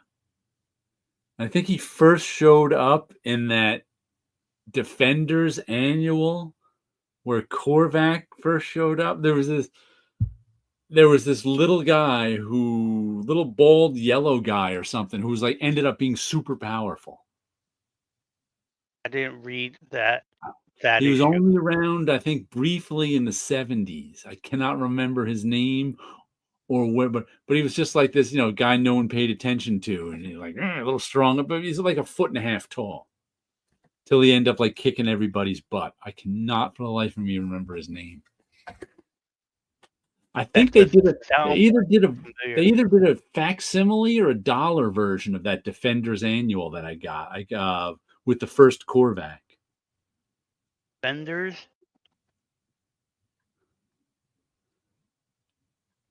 No, I wasn't reading any of that stuff. By the time I discovered Defenders, they were back issues, and it was like, I think they were being called the New Defenders at that time. So that was when it had Gargoyle, the Beast, on the team. I don't even remember who else was on the team. It's funny having been rereading these issues of Back Issue that I have over the last few months, I'd forgotten how much of Back Issue was just telling you the plots of the comics. That's all they do.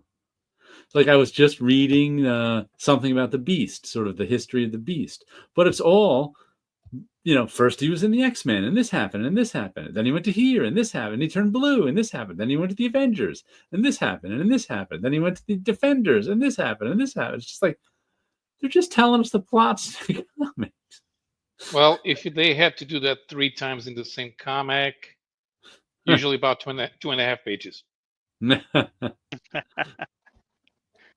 It is amazing how that's all they're telling us. At the 1 to 3 recap pages of the previous issue. So you'd knock out about a third of the space that you needed for storytelling. At least there was an article with a little interview with Ann Nesenti and Art Adams about Longshot.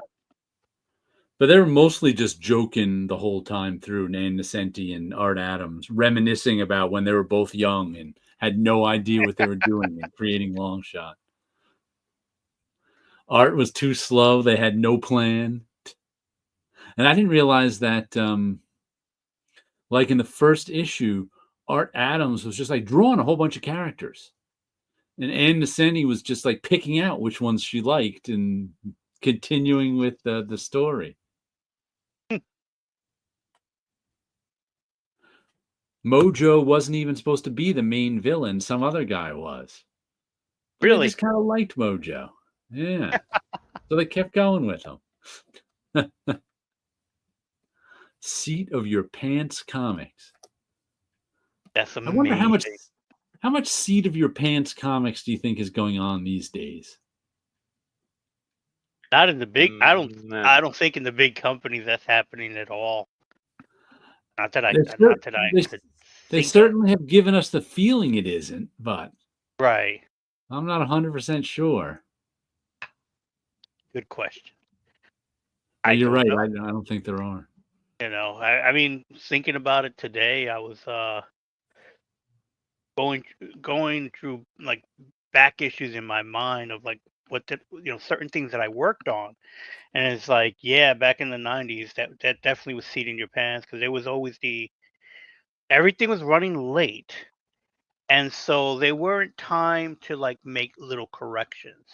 Right. So there have been plenty of times where I'll say, oh, I worked on this book, and you go look up the book and you realize your name's not on there because it has the colorist who was supposed to be on there, but they didn't change the credits page at the time, because a lot of the books that I did were more of like, oh, one book FedEx lost all the pages.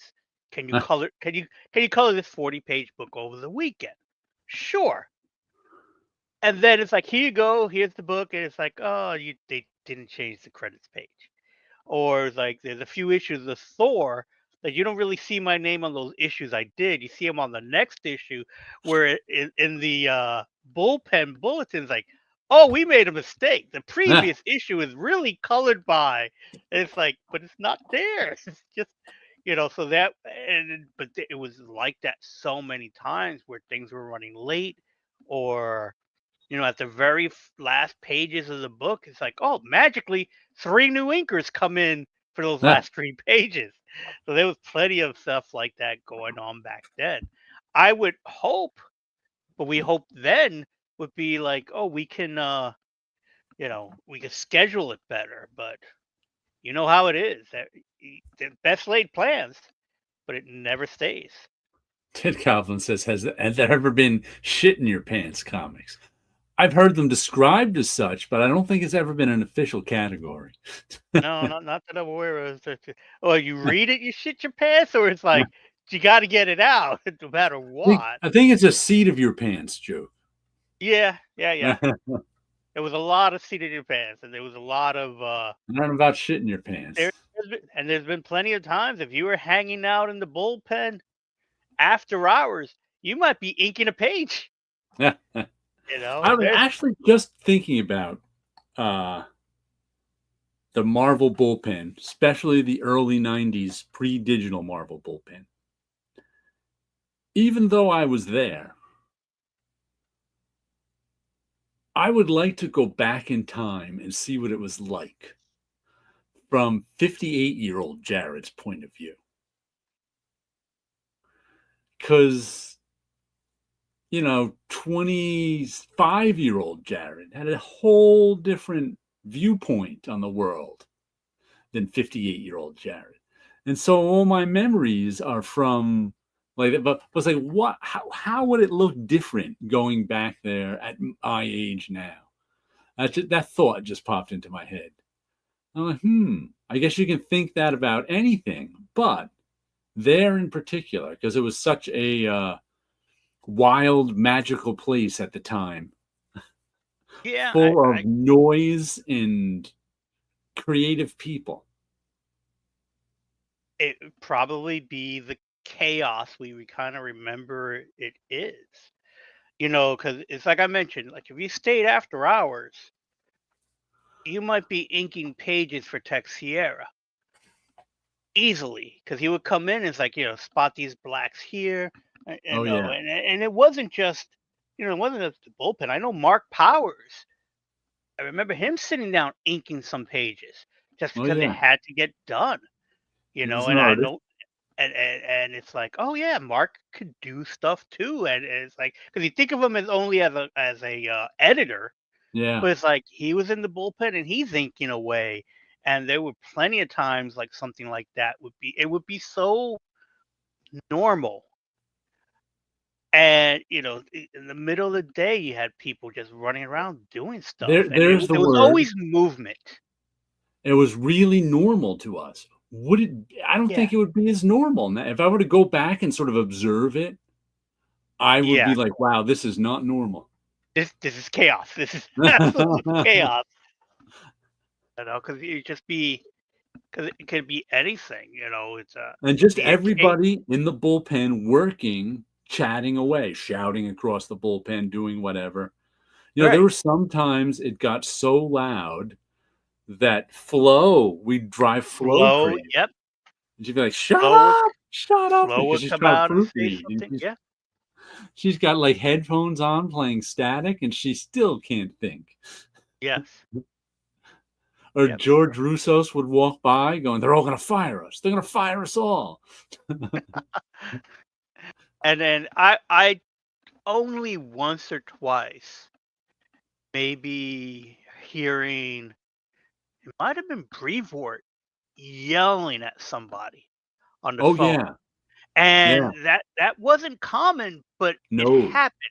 Right. And for him to be loud, you knew someone really messed up.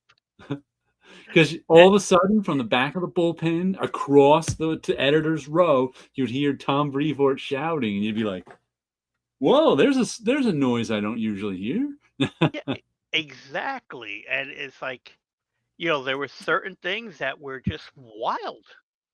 Yeah. I don't I know. think if I went and looked at if I could somehow go back in time and just observe, I would go, "Wow, this is what was so normal to us would be like, wow, Right. this is not normal." Not at all. Not at all. And there's just so many different things going on that it's like, what was there ever really downtime? But it wasn't. It was more like something would be going on, and then next you know it, there's a conversation about just something of nonsense Yeah. that Oh, a would just lot of tons and tons. just but still the Yeah. work was still being done, and again that nonsense. And like one of the photos that you have on Facebook, was there like a jumping contest? Oh, At one that point, was it was a photo of somebody in the air. It was like, how high can that you was the jump? point where Wayne Green and Julio and maybe one other two people were trying to see if they could jump so high that they'd hit their head on the ceiling. Mhm. So they were standing outside the stat room jumping to try and hit their head on the ceiling. Right. when he came Exactly. closest, I think. Yeah, things like that would just happen. Which it would just happen, and then walk away, and other things would be Yeah, and going then on. they go on to. There's Yeah. one picture I have up too, which I wouldn't have even remembered this if I hadn't taken a picture of it for whatever reason. Is Paul Beckton. He was a staff colorist. Um, Good guy, but sometimes he wasn't into shenanigans. Sometimes he'd just be like, oh. And at one point, I don't remember what was happening. Jason White, if you remember him and I were talking or whatever, and Paul on his desk, which was near the hallway, had this big jar / cup of straws, straws with paper around them, whatever. And he knocked them, and Jason White knocked them off his desk. They went everywhere. So Paul just gave him a look, and Jason was like, sorry, and was down picking up all. So I took a picture, you can see it on Facebook, of Jason like picking up all the straws. It just struck me at the time, it must have. And I posted it years ago on Facebook. And of course, neither of them remembers it. Right. Because it was just like one small incident of the day, but it was just like such a funny moment to me that I took a picture. And now all these years later, it's like, yeah, that's just one of those strange little moments that happened. Jason White knocking straws all over the place, and Paul Beckton just giving him a glare.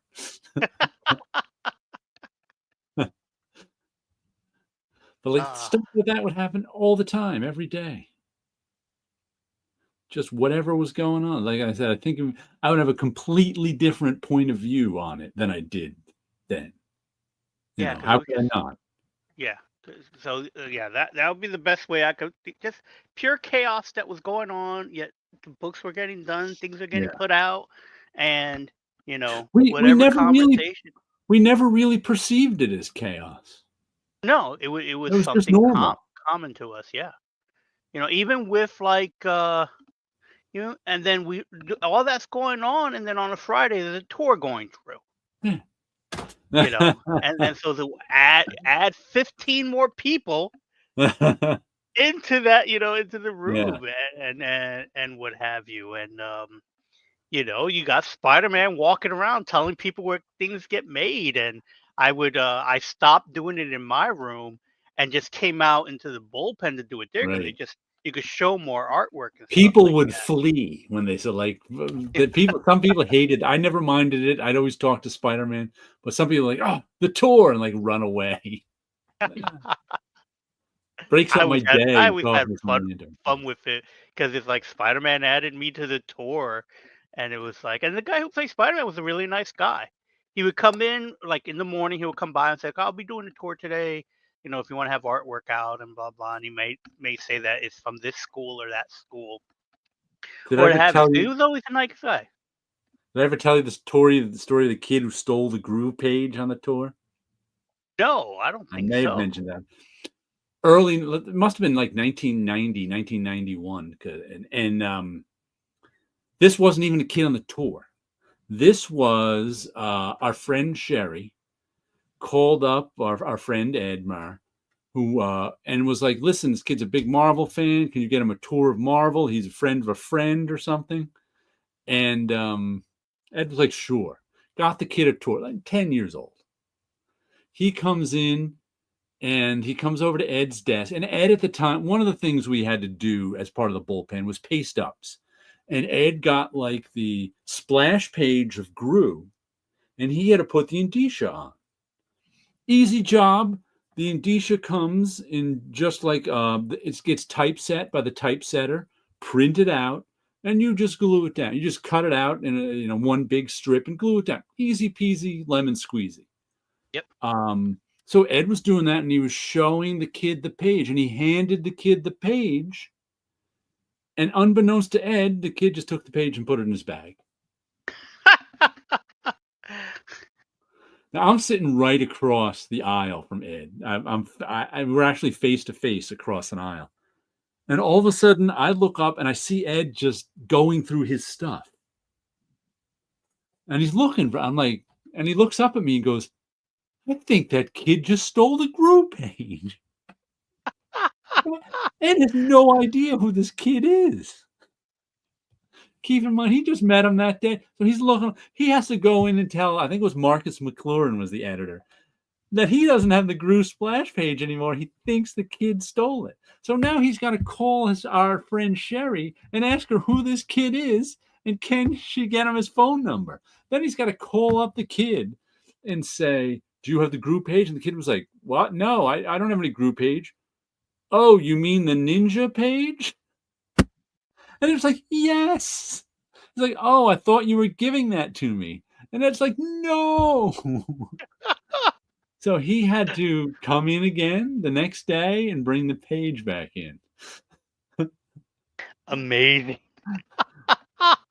But Ed was not happy to have to tell Marcus that the page was gone. That reminds me of another one of my favorite Ed stories. Who was it? I think it was Chris Cooper, the Central Park birder. One day, once again, Ed was doing a page, whatever it was. I think it was just, once again, I think it was a letters page he was doing for Chris. So again, letters are all typeset, paste it down. And Ed's work area was always a mess. You have to picture in front of him, he's got a drawing table where we do all our work. That's usually a mess. Over here to the left is a tabaret, which is a small table with drawers in it. Always a mess piled over stuff. And then over here, he's got a cabinet top, always a mess. And then it's got open sort of drawers / cubbies in there where you can, always a mess. So Chris Cooper comes up and he's like, Ed, you had that letters page for me. Ed's like, hold on. He can't find it. He's like, I can't find it, Chris. Are you sure I didn't give it to you? Chris is like, no, you didn't give it to me. He's like, let me find it. So Chris goes away. Ed looks everywhere for the letters page. Cannot find it. These are the words that literally came out of Ed's mouth. He went, Chris, I tore this place apart. I don't know what happened to it. The letters page has disappeared. Oh, there it is. And he picked it up and hands it to he didn't look to his right. And all he said was like right on top to his right, but he just didn't look that way when he was like, but he went, I tore this place apart, couldn't find it. I don't know what happened. Oh, there it is. Chris just took it, looked at him, shook his head, and walked away. That was just another day. I tore this place apart. Couldn't. Oh, there it is. Oh, there it is. Amazing. Like I said, just the things that went on were like I said, to see it now would be like, that's not normal. No, not at all. It just can't be. Captain Finity. Oh, I thought that was a gift. That brings back memories. That's right. That little kid grew up to be timey-wimey line. Yep. That makes sense. We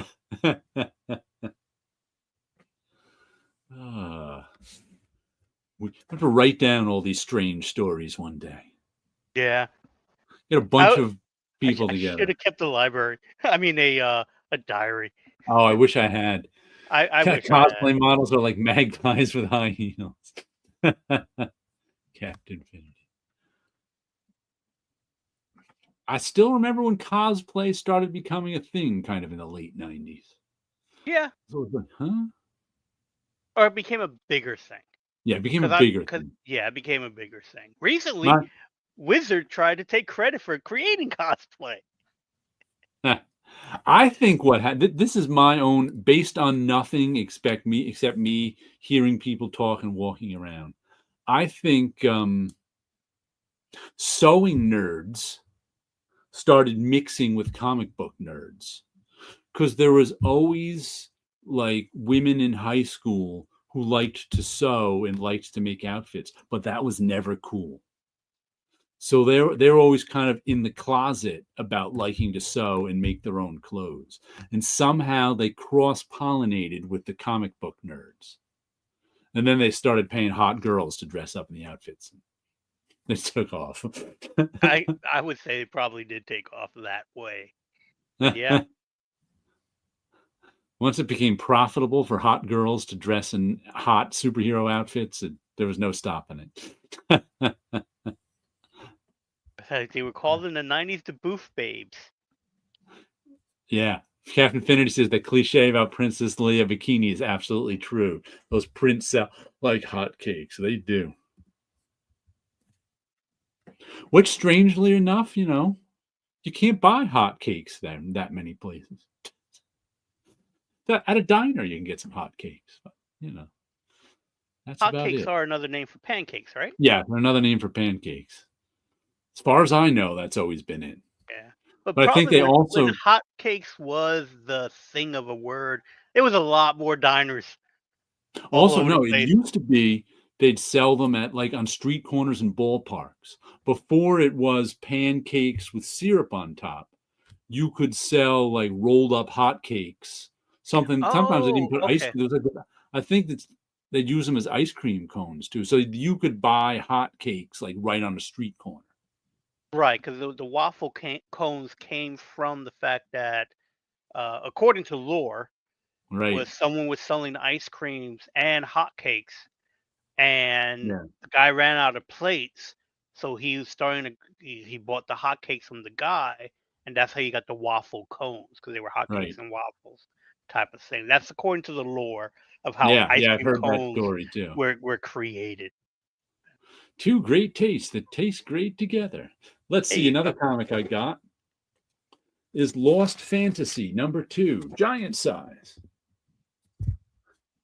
And this is, I still haven't decided if I really want to. Not a very good cover, by the way. It's an I mean, all right cover. It seems it's like they're selling okay. two different things. Yeah. It's That selling. logo space is just huge. Yeah. And the negative space right in the middle of the book of Yeah, what is it not seems like a particularly good Starfield either. that was a cover from like the 70s. You would have the target in the Yeah. star field showing what he's looking at, kind of a thing. The inside art's pretty good. Who is this? Luca Casalanguida. It Kurt is nice art. Pyers is writing it. I think I taught you how to pronounce that last week. You probably That was did. last week. That was last week. How am I going to remember it? That was probably last month, but how am I going to remember it? Come on. You know by now. You teaching me how to pronounce it doesn't mean I'll know how to pronounce it. I will keep going until you reach Oh, perfection. I have no problem with you correcting me. Luca Casalanguida. Not Luca Casalanguida. It's Casalanguida. Casalanguida. Casalanguida. So the emphasis on the lan. Yes. Casalanguida. Yeah, Casalanguida. I was trying to sound it out, and there was not much emphasis going on. A good monster. But the story itself isn't particular. Like the very first issue, we had this guy called out to help the local police with some monster thing, and he helps them. And at the end of the issue, he gets shot in the head by a sniper, and hence the sniper on this issue. In this issue, they go back a little, and the sniper and this girl are killing somebody else. Then eventually they get assignment to kill this guy. They come up on it, but it turns out the guy they were shooting was the girl's ex-girlfriend. It was just okay, Oh, there's Chris Jeruso. Hello there, Chris. Hey. Hey guys. So I enjoyed the Hello. art. Monster Bear.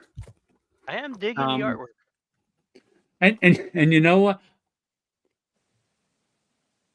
I've mentioned this before in relation to those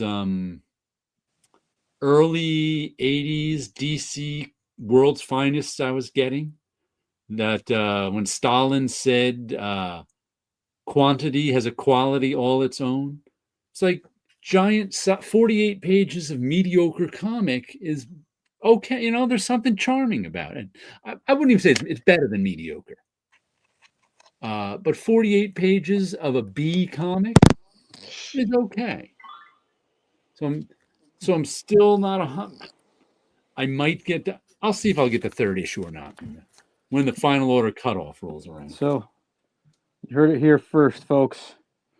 Jared says that Stalin really knew what he was talking about.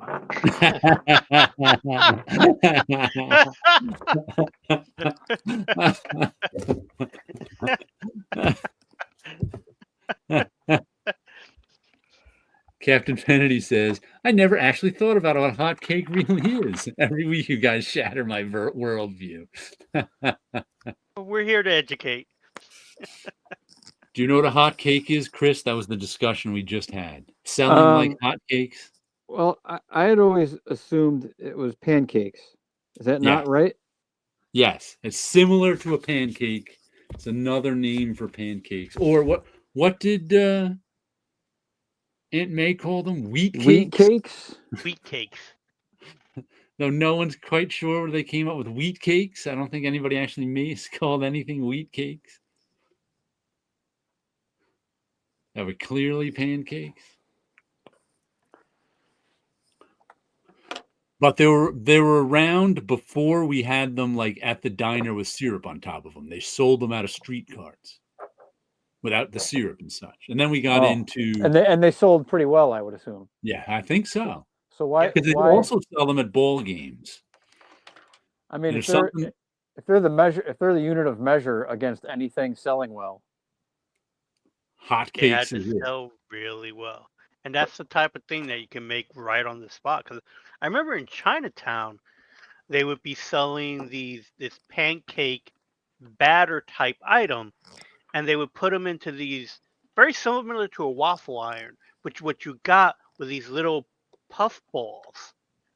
And so they would make it the same way you would make a waffle, and so they would put it into this hot pan that had these divots in it, close it up, cook the whole thing, and they would put it in a bag, and then there would be like these little pancake balls. Those are belly busters. I think that's what we call it. Don't forget flapjacks. That's what we call them around here, belly busters. It's just fried dough. Right, exactly. So yeah. That kind of a thing. Usually with powdered sugar on top. That's how we always made them around. My uncle made them all the time when he got the deep fryer going at the. So we would have like the bigger ones, and we call them Zeppos. Oh, Zeppelis. Zeppelis. Yeah. So they would be big balls that were fried, and then powdered sugar. Right. But these ones in Chinatown were tiny. Right. Tiny little, very fluffy pancake balls. I forget what they were called. Every culture had their version of fried dough. Yeah. Because all you need is some dough and a deep fryer. Yeah, exactly. And some oil, pan of oil. So pancakes, flapjacks, silver dollars. Captain Finity says, oh, by the way, I'm at the local market. Saw some chains. Photographed them for reference. Thought of you.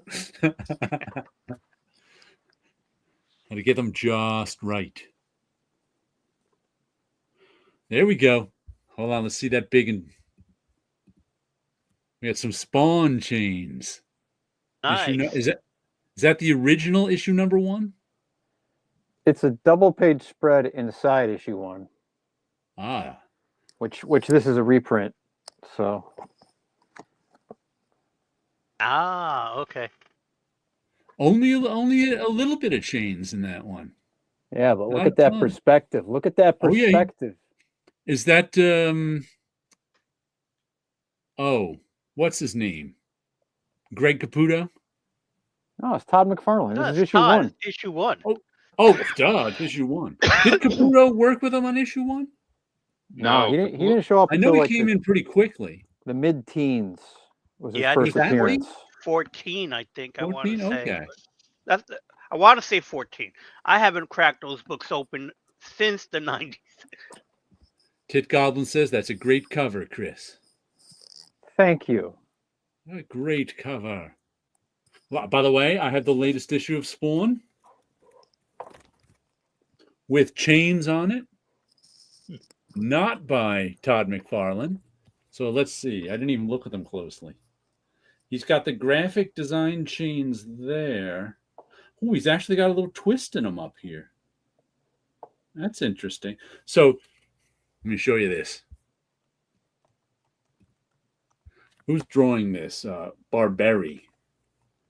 Down here, there's your basic Spawn graphic design chains made out of the two rectangles.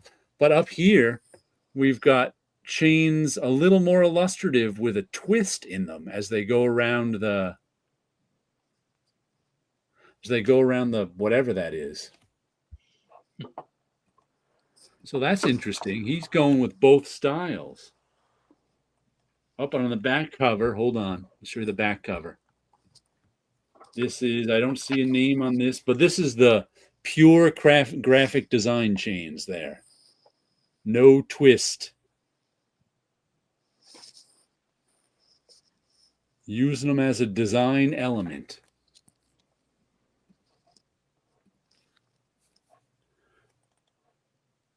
But Todd McFarlane, I think this particular little run since Todd McFarlane's taken over the writing, his writing's actually been solid.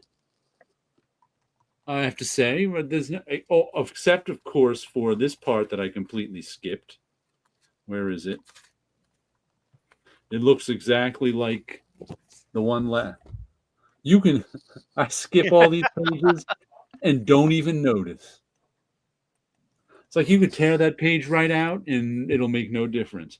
But once again, me not knowing Spawn, there's a dramatic ending where a character shows up. And I'm like, who? Let me show you this. On the last page, the poacher shows up. Now, I don't know if that's a new character or somebody who's already been around. Does Not anybody recognize the poacher? Not familiar to me. Or maybe that's the first appearance. It could be. And it's like, Ooh. here's what it looks like. Yeah. Take it all in. Because isn't that how he introduced some of the other villains in the early years? Like, I remember the Violator showed up, and I think he appeared at the last page. Okay. Have you ever heard of the poacher, Chris? No. So 0 for 4. I know Paulo hasn't heard of the poacher. No.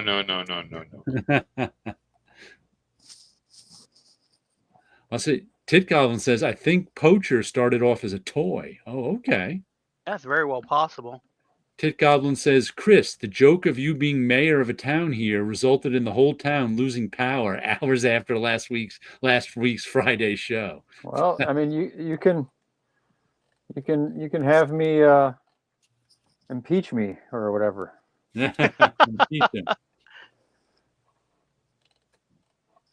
But the back covers don't say still only $2.99, but so far it's still only $2.99. So I wonder when the price change is coming. God, as a joke, it crossed my mind to read these panels out loud to our audience, but then I looked at them and went, I can't do it. I can't put myself through that, let alone anyone else. Oh, who's that? Chris, who's that comedian who you recommended his show to me, and he's very good at making people uncomfortable? Oh, that's got to be Nathan Fielder. Yes, I think that's it too. And he's got the show he's got on HBO right now is called the Rehearsal. Okay, and there's one he had on Netflix that I watched. That would have been Nathan For You. Nathan For You. I think he could make a bit out of reading you these big McFarlane blocks of type as people get more and more uncomfortable. So you have seen the show or you haven't? Yeah, I've seen the one you recommended. Nate, what did you say the name was? The one from Netflix. Nathan For You. Nathan For You. Sometimes I like it. Sometimes he succeeds too well at making me uncomfortable. And I'm just like, end the bit. I get it, end the bit. please, for the love of God, will you end the bit? Let everyone off the hook. But he won't. He'll keep going. He's got you on that hook and he's dangling you there. So another book I picked up is Absolute Batman, issue number 9. From the cover, it looks like we have Bane in it. Yep. And I'm not sure what happened to it, but there's been a little bit of internet talk about it. I don't know if that people don't like the idea that Bane came in so early in this series, or that he's in the series at all. I am not. I haven't too heard sure anything bad about it, but I've heard people kind of excited that Bane is showing up, and I'm just like, I find that a strange phenomenon sometimes. Maybe just because I'm not into alternate universes. Right. But it's like I guess if people like, I completely expect Bane to show up in a Batman alternate universe. I expect has the Joker showed up yet? I do not know. I haven't read enough of it. I haven't actually read any of his. I haven't read any of these. So I don't think he has. I don't think so. But to me, it's weird that like people get all excited when the expected happens. Like to me, but that's why my tastes are so different. To me, like an alternate universe, I'd be excited about it being completely different and the unexpected happening. But most fans, that when you're buying Batman, you want Batman. You want Bane to show up. You want the Joker to show up. You want his rogues gallery. So I'm always like, what? You're excited Bane's showing up? Didn't you expect him to? But that's I've been reading it, and I do feel it is odd every time. Like, I kind of feel like, oh, I'm supposed to know who everyone is in a different universe. And that's fun, right? Like, oh my, do you know who that is? Do you know who that is? Oh my God. But like I think they're writing it in a way that it doesn't really, you're not supposed to know, but like it's just distracting. Like right. It doesn't, like, it shouldn't matter. It shouldn't matter if you know who they are in another. It's just like, Right. just accept the story that they're telling you. But every time that happens, like it pulls me out, and I go, oh, is that, who is that? And does it matter? Like, do I? Yeah. That was my experience with, of all things, Marvel 1602, which Neil Gaiman wrote, right? Yes. And who drew it? Do you remember? Was it one of the Kuberts? Yeah, Andy. Yeah, it's Andy, and I think colored by Richard Eisenoff. Oh, okay, yes, right. Who did a style to the coloring. Right, because it was over pencils. That was like the early days of over pencils, I think. Coloring directly over pencil. I remember reading that. And I've never been a Neil Gaiman fan. So I never read a lot of Neil. Like, I didn't read all of Sandman. I read some stuff here and there, but like never a Neil Gaiman fan. But I'm like, you know what? Let me read this 1602. I was still at Marvel when it came out, so I was getting it for free. And when I first started reading it, I thought it was pretty cool. I'm like, this, and what I thought was cool about it was, I thought Neil Gaiman was starting from, because one of the good things about sort of corporate IP comics is that they're not starting from year one origin story. There's a whole, you don't have to explain everything in an issue of Spider-Man. Because people know Spider-Man. So there's lots of stuff you don't have to set up. And the beginning of that, it was like, it seemed to me that he was sort of playing with that idea. He was saying, okay, people already know this stuff, so I can start here and go further. And I thought that's kind of what it was going to be about. But then it turned into guess who this character really is. Oh, guess who? Oh, this is really Captain America over here. Oh, this is really the Scarlet Witch over here. So it kind of like it turned into what Chris is saying. You're supposed to kind of get excited when you see a character you know show up. But he didn't reveal who that character really was until a little while along. It's like someone was supposed to be like, oh, who is that? Is that Captain America? No, it's really Hawkeye and stuff like that. But that's kind of when I read the first issue, I thought it was going to be about one thing. I thought he had a cool idea, but as the story went on, I was like, I don't know if it's his fault or editorial or whatever. It just became, guess who this character really is. And that, to me, I didn't find nearly as interesting. What do we got? Alternate Caravan of Chaos universe. We talk about drawing ropes. And another one, we all got into a big argument about wires being drawn a certain way.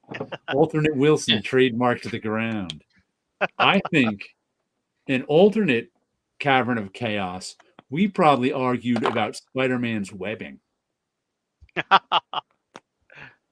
And who invented what in Spider-Man? Todd McFarlane, he revolutionized the webbing. Oh, he wasn't the first one to draw it that way. Chris has got the argument all ready to go. Michael Golden. Well, Todd McFarlane gets full credit to Michael Golden. He gets full credit to Michael Golden.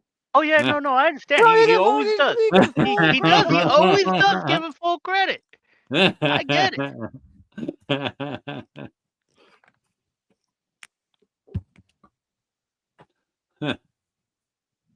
Michael does the forward to his book. Oh no, Todd did the forward to Michael's book.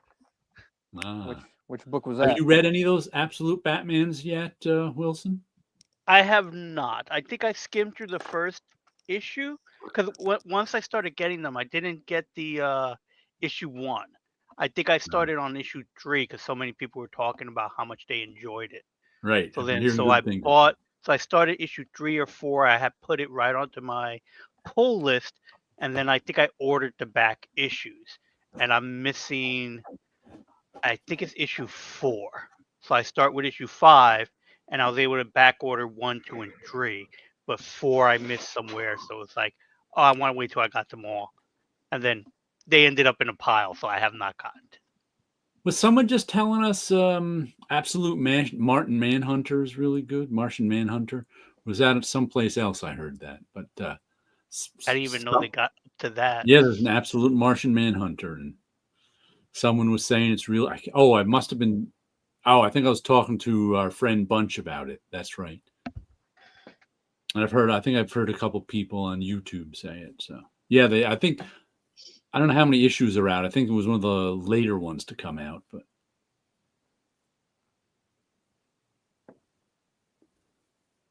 that one seems to be. Oh, here's something fun. Let's see if Paulo can pronounce this one. Cosplay Kangaroo Court? Naruto Bus? Naruto Bus. Naruto Buzz. It's an issue of Cerebus in Hell, of all things. I haven't seen an issue of this in a while. And instead of being a comic strip made of paste-up stuff, I think he actually did some drawing. Because we've got full page.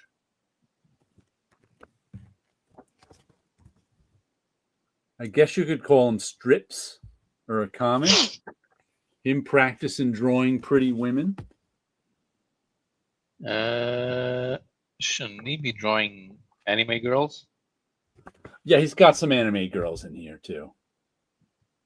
But it's absolutely bonkers. First of all, does anybody know Naruto? Naruto. Yes. Naruto? You guys Unfortunately, yes. The manga and anime. There's some joke in here with Cerebus having lawn darts in his mouth, which I think are these throwing knives. Does Naruto carry knives in his mouth? He has Yeah. throwing knives, but I don't think he carries them in his mouth. Naruto is like I think of school for ninjas. In the story, I'm not positive, but Ah, Naruto himself is based off the nine-tailed fox, and so that's why okay. he has whisker type of drawings. But he carries specialty type knives. I don't recall the name of them, but he has them. I just don't recall if he ever had them in his mouth. Well, Cerebus is carrying them in his mouth the whole issue, and I think it's supposed to be funny. Okay. I say think because it didn't get a laugh out of me. Like I said, I'm enjoying. I like the art, but the cosplay kangaroo court is now in session and declares Cerebus guilty of the baby throwing pages. So I guess he's on court for throwing a baby, and I think it's Dave Sim making commentary about stuff, but I'm really not sure. It's so weirdly disjointed. Spoken like somebody who thinks it's okay to throw babies. Assault rifle lass shows up. I think that's some sort of commentary on. I cannot tell what he is for and against this whole issue. I think he's against women in general, but I'm not betting my life on it. So it's just like it's completely bonkers. But it's really well drawn. I mean, I haven't seen Dave Sim do any drawing in a while, and this is nice.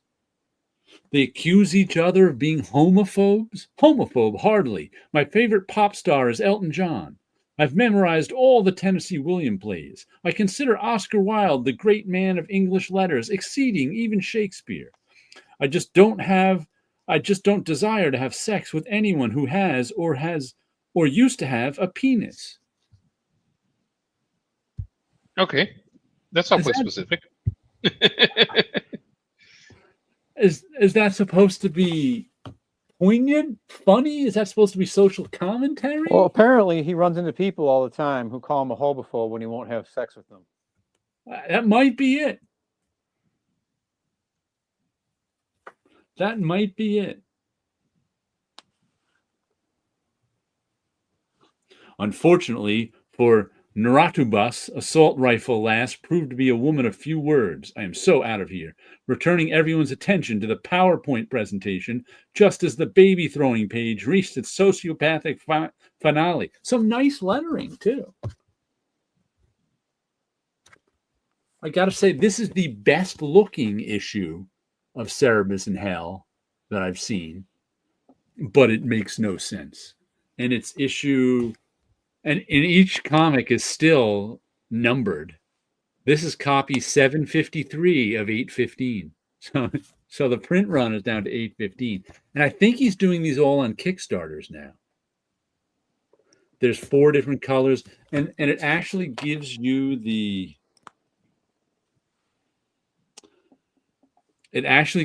our last Kickstarter, January 24, Akimbo. So I guess the last issue came out in January of 2024. So it's been that long. Yeah, I thought those were over. What was that? I thought those were over. Well, the Kickstarters are off. I think I actually got that issue last January or last year sometime. Akimbo, it was an Akira parody cover. But yeah, I remember. I like that he puts how many copies were sold in the Kickstarter. And do you want to guess how many copies the Kickstarter sold? Keep in mind, this is the regular issue, 753 of 815 for $5, and the Kickstarter is $25. I think the Kickstarters are like $25 or something. That's what it says under here for these other covers are $25. So just if you had to guess what a comic with a print run of 800 would sell, how many copies they'd sell on Kickstarter, what would be your guess? 40. I was leaning towards 40 as well. I don't know if it would break 80. I'm betting on about 150. Okay, depending on how you want to count it, it sold 80. Let's see. There's 3 covers. The first one sold 82. Second one sold 82. And the third one sold 70. So that's 234. That's 234 altogether. Not too bad, but I got to imagine that that's only 70 people, or at least because I would Some will buy all think covers. I Yeah, would someone think would buy at least 2 to 3 Yeah. of the covers. I would think that 70 people bought all 3, and then maybe 12 bought, or somewhere around 70. And it's a scarcity index. Its guidelines is S16. Between 50 and 200 exist. S16. So he gives you the scarcity rating too. Uncommon. I don't know who does the scarcity rating. Photojournal Guide to Comic Book Scarcity Index. That's who does it. And mine came with a ding in the corner. That's never going to get a 9.6, let alone a 9.8. But I was surprised to see another Dave Sim comic. Like I said, the art is really terrific in this. The story itself makes 0 sense, to me at least. Oh, Eric P. says Absolute Martian Manhunter is really good. He may have been the one who told us. Ramos Comics, XS, The Art of Michael Golden, comics inimitable storyteller, and how he does it, hardcover, January 1, 2007. Is that where the webbing is? So that's where that's open. That has the introduction by Todd McFarlane talking about it, and he mentions in there. So I do a quick search for it, and for some reason, probably because it's out of print, it is on Amazon of all places, hardcover, $236. Better off searching on eBay. Yeah, because I bought it directly from Michael for like $25. So it's like, that's a wild one on there. And then there's a paperback version for it, $20. Aha. Hardcover.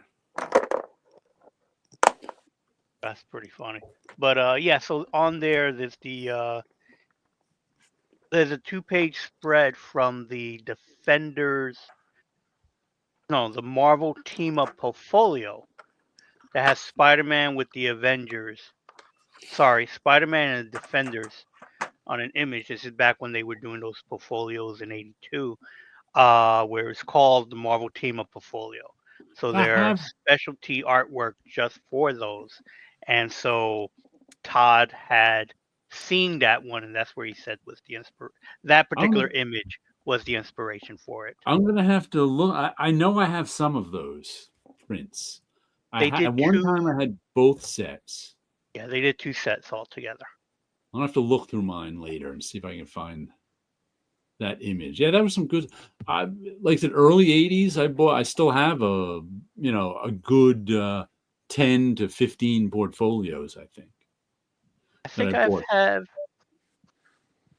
maybe under 10 altogether, because I have the Marvel Team Up. So those are 2 books, right. 2 versions of them, and I have at least 3 or 4 Conans from all different artists.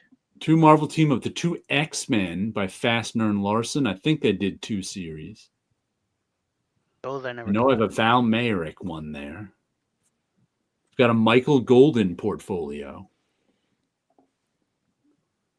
That's 7 off the top of my head. Oh, I've got a Justice Machine portfolio, but I think that one was smaller. I have 2 Godzilla ones. Because they each had their own sets of that. So I know I got the Godzilla ones that are 2, the Marvel Team Ups that are 2, at least 3 Conans. One is definitely should be a John Buscema one, I don't know if I have and any then I have comments. the Rick Leonardi one, which was a little bit oversized, and those are color prints, and those are the Spider-Man and I think I have one his Cloak called. and Dagger ones. Was there one called Friends of Old Gerber that were for his lawsuit against Marvel and Howard the? I think I might have one for that too. They may have that. I don't recall seeing, but it doesn't sound out there. Like Yeah, that because sounds vaguely familiar. well, they But also I had think they also did a comic book too. Destroyer Duck was the comic. Right, the Destroyer Duck one. I know I have the comic book, but I don't think I ever picked up the portfolio if they made one. Did any type of portfolios over in Portugal, Paulo? When Occasionally, not so much by the artists, but they will do portfolios with art from the exhibits that they have okay, in the comic festivals. yeah, they were big in like the late '70s, early '80s, and on a little bit, but I don't think many came out in like the '90s. No, to me, I think they were mostly an '80s type of thing. By the Yeah, '90s, they were printing like the companies were printing their own smaller ones. 'Cause I have the McFarlane one that has the black and white Spider-Man stuff that McFarlane did, and but those were either directly from Marvel or it could be possibly those are done by Comic Images. To get off the top of my head, yeah, and those were a lot smaller. okay, And those were numbered, and then they were sealed with like a silver seal type of thing, and it was a type of paste that was when you pulled it open, it was ripping the envelope. yeah. Oh, I forgot IDW Artist Edition portfolios. They come out nowadays, so they besides the books, if the story's short, like the Michael Golden GI Joe or the Walter Simonson Lawnmower Man, they put those out in portfolios. I have those two. Did I get another one? Oh, I got for cheap on eBay. Lock and Key, the covers. That was a good one too. So they put that one out as a portfolio, where they're loose plates rather than bound up. Right. So IDW's I haven't seen anyone else. I mean, of course, you can go to cons and get prints. You should bring some prints to cons, Chris. Yeah, I'll get right on that.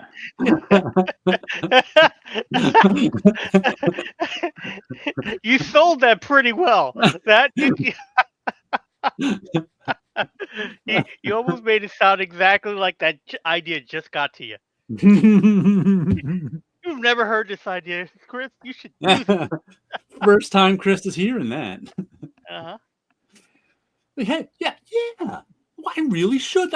That's a really good idea. Think about it. Think about all the people who will buy them. Right. 5, maybe 6.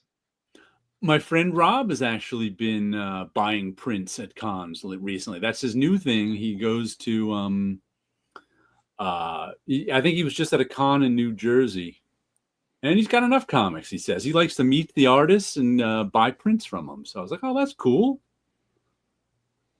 So he started getting some those big heavy top loaders to keep him in. And that's been his new thing for the last couple of years. I was like, good, keep those artists going. There you go. You can make tens of dollars. Yeah. Oh, by the way, I ordered that book that Paulo passed on the message from me for Bob Wyatchek. Oh, okay, yes. There It's was about two it. books that I saw pop up on Facebook that was recommended, so I wasn't sure which one you meant. Yeah, the one that who passed that on to you, Paulo? Do you remember? Someone who watches our show did. Yeah. about an Yeah. artist who went blind Yes, and then learned how to yeah, it paint. was sequential. I think it was sequential geek. Okay. Not that Bob can paint. That'll be. But here, let me show you what I made, Bob. And this is something sort of our Ed suggested.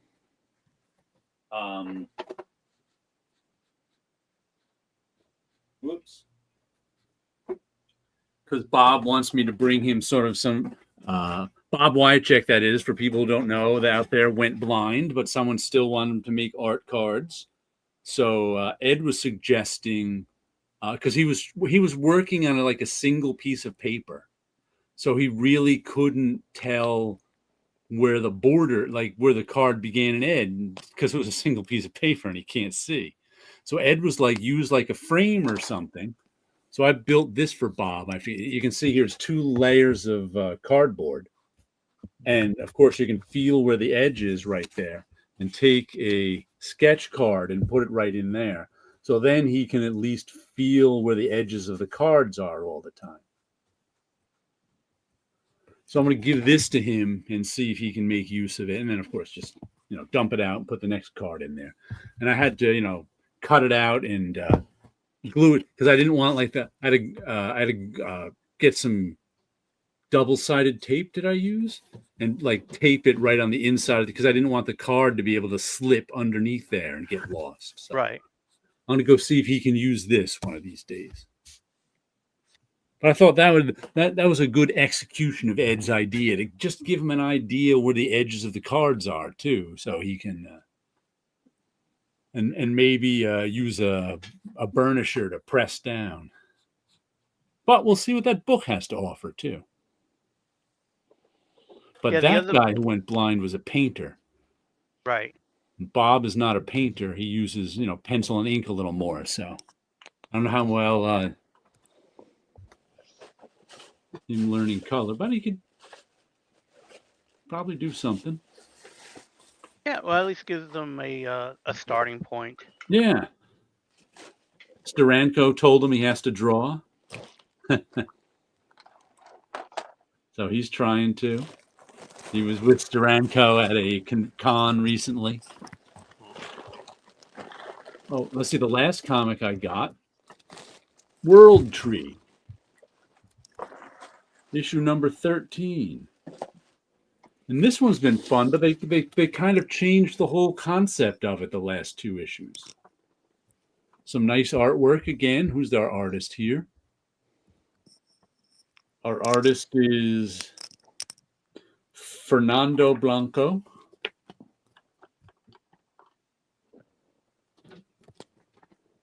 And originally this book was about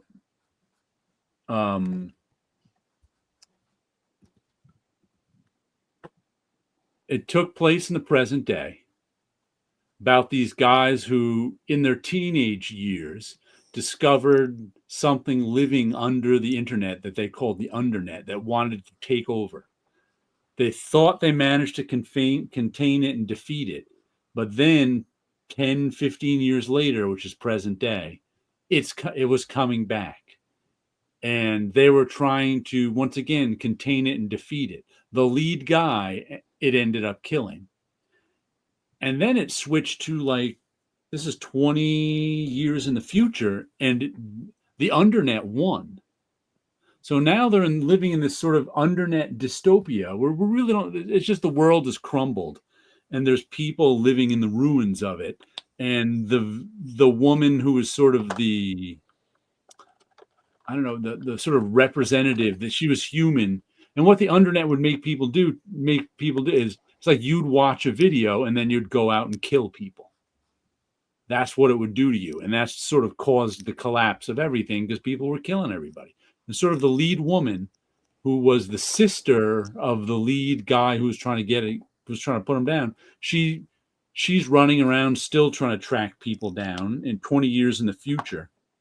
And we just came up with the new plot line where, listen, we had our original crew. Most of them are dead. One of the original crew is back. But meanwhile, we're introduced to another person who, our original guy who's dead, 20 years ago, left him this message that he finally found. And now 20 years after the fact, they're somehow trying to figure out how to contain this undernet.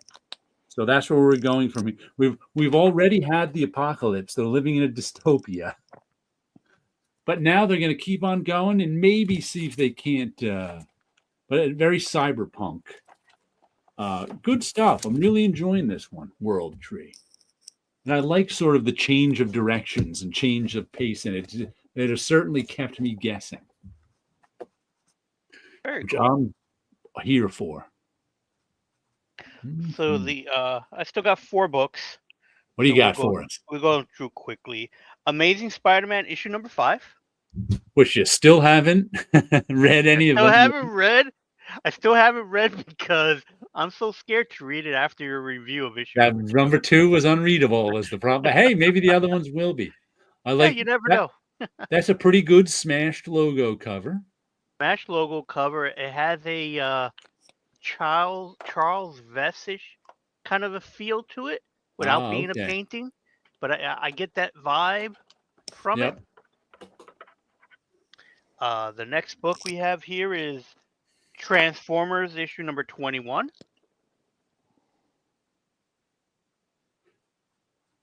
Pretty nice looking. Gotcha Man issue number 10. Have you read any Gotcha Man yet? No, I've been going through them and just looking at the artwork. Okay. Because Chris Batista's art is just beautiful in this. Yeah. And I got to see some of the art, some of the original art, the last time I was hanging out with him, and he's a master of backgrounds and double page spreads and trying to put everything he possibly can into it. And at the same time, it's like, Chris, you're going to burn yourself out. And as I'm looking at this artwork, this is not the issue that I thought it was. So this is one of the issues where, oh no, Chris is credited as the penciler. Okay. So he puts as much as possible in it. It also comes down to the writer knows what Chris can do. Yep. So that could also be a problem, is that he puts so much into it.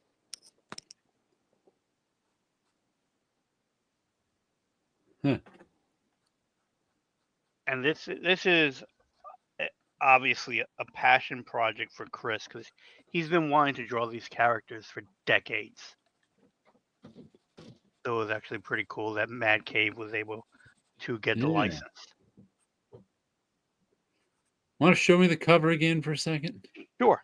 Let me see that. That's a little weird. You know, that's one of those where something looks off about it. And I think it's because with that lead figure, he's stuck a little too close to reality. It's like I can't figure out what's going on with his arm 100% because there's no foreshortening on it kind of thing. And it's perfectly straight. What do you think? Does that strike you as that too? Nothing wrong with it per se. The hand is not supposed to be in that position. There's a hand in the wrong direction? I can't tell. Yes. The hand is in the wrong direction. The thumb should be on the other side. Well, I'm not 100%. Wait, is that the... No, wait, that's not the thumb. No. That's not the thumb. It is so hard. And what it is you can't tell. It is really hard to do that without your arm being bent. Right. Slightly. Yeah. And he's got no bend in the arm, so he may have even looked at a photo. I think if he was just flipping the bird, you wouldn't have any trouble. Like maybe it could be. Maybe. And I'm having and maybe because we're not used to seeing the musculature from that view. Like the back of the arm, elbow kind of musculature. It's a weird view. It's a weird pose. And the last book, and I saved it for last because it's a book that I know you already read. Came out last week, is Godzilla Heist. Godzilla Heist. Think there's one more issue of that? I'm not sure. I think so. But Things seem to be going 5 issues. So that's Mechagodzilla on the cover. That's the third iteration of Mechagodzilla that's on the cover.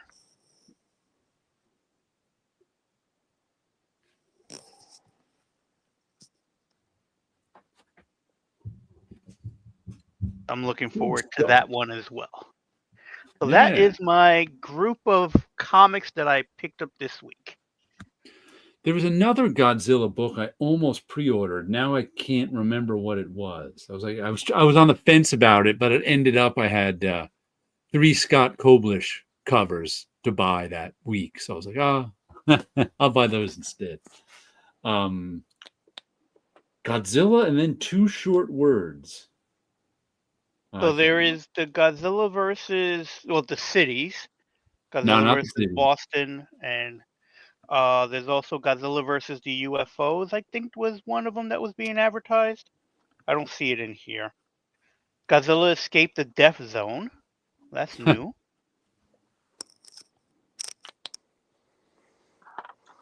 Who did I see did a lot of comics? It was the Lost Fantasy. I guess Kurt Pines has written a bunch of stuff that I've never read. In the back, we've got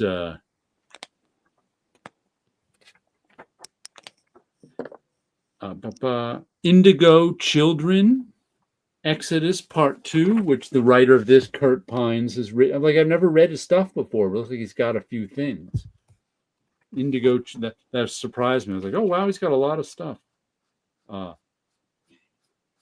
Lost Soldiers, I don't think this is his.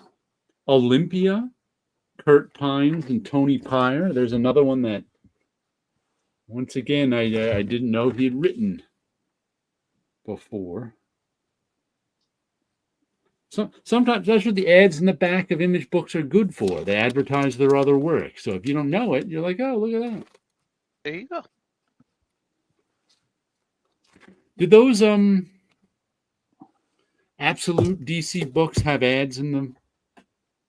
I was kind of flipping through it, and I don't think I saw any ads. Like, I think they put the ads in the back. But I was like, why don't they do this for all this stuff? I'm not 100% sure, but I think that's what they did.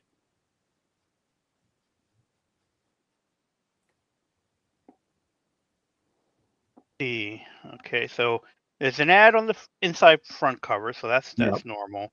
You're going to have that. But not in the middle of the story, right? No, it looks like the story is straight through without any interruptions.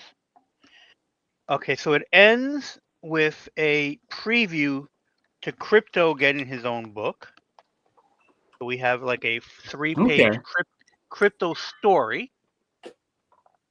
We have how he comes to Earth. And after that, there's a Batgirl issue #1 ad. And then after that, there's a DC Nation. I guess that's their new bullpen bulletin type thing. Spotlight on Supergirl. And then inside back cover is a Rick and Morty. And then the back cover is Superman. So there's not that many ads. No there are a ads few ads in the it. story. I wonder if DC's doing that with all their stuff now. And like the one house ad is really this Batgirl one, because we had right before it is a 2-page spread of the Crypto story. So to be continuing Crypto, the last dog of Krypton, on sale in June, and then this Supergirl insert. So that's not really a house ad. So there's only one house ad. Really, is the Batgirl.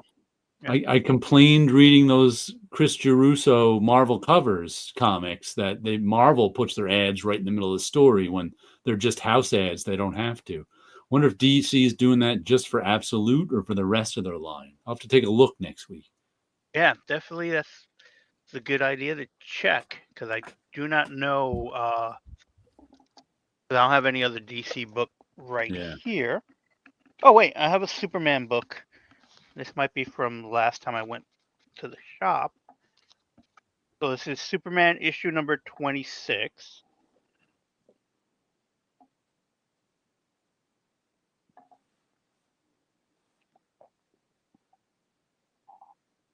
They have a Welcome to Metropolis, but I don't know.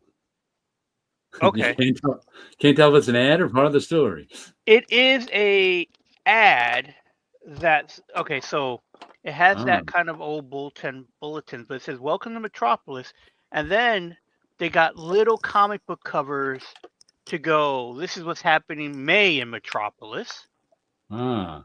So it's these 4 issues coming out. So it's a way to advertise the Superman books, So they interrupt the story with it? but it does interrupt the story. Uh, but it's put right at an area of the book where it's a few pages in. It seems to stop part of the story. It has that, so the story ends on this page. Then you have those 2 pages. After that, you have this interlude. Okay. So it's like it was a commercial break in the story. Okay. And then it goes on 3 pages, and then there's an absolute Superman ad. So they do still have the house ads breaking up the story. Interlude once again, another ad afterwards.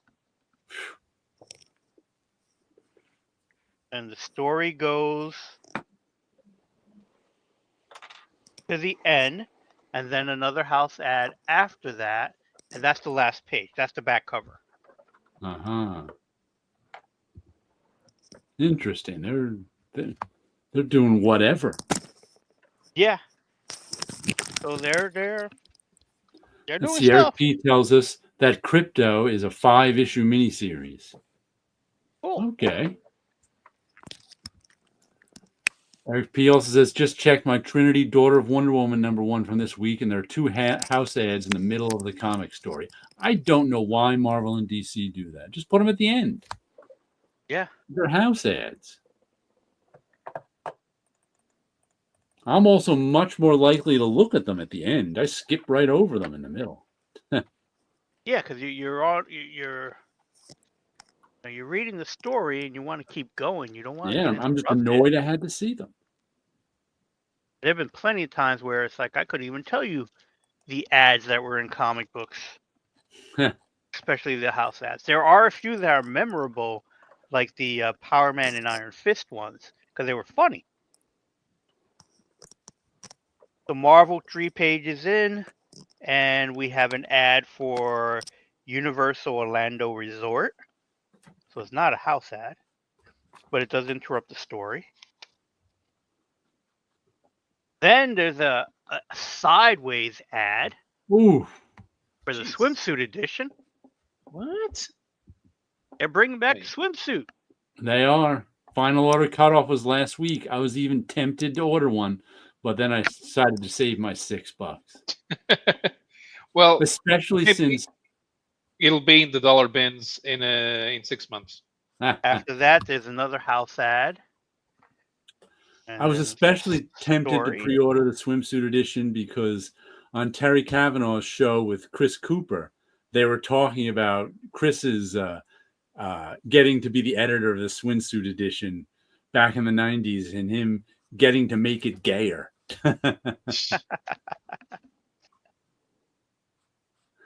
Chris was very thrilled about that. He was like, you're putting who you're putting in charge of this, right? RP. Both of the ads do act as a way to focus the reader on a splash page that adds to the reading experience. Okay.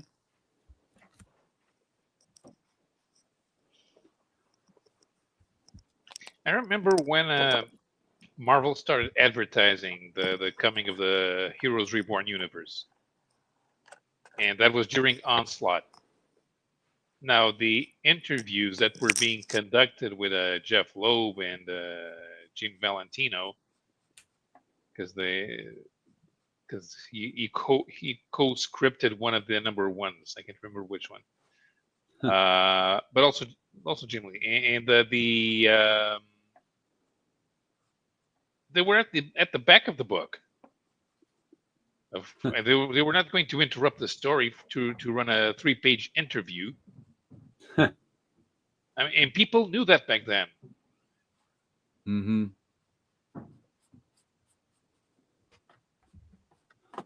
Nowadays, we don't know what they know. Yeah. So I could understand if the ads were, that they sold ads to outside, Yeah, where it's like, okay, we got to go by the fact that, a car ad is there, a movie ad or whatever, they where want there's the where there's big advertisers money. want the ads in the middle. That at least I could Right. understand. Yeah, that I understand. But when it's a house ad, it could go in the back. Yeah. Don't Yeah. interrupt the story. Not All the only they indie put comics know house that.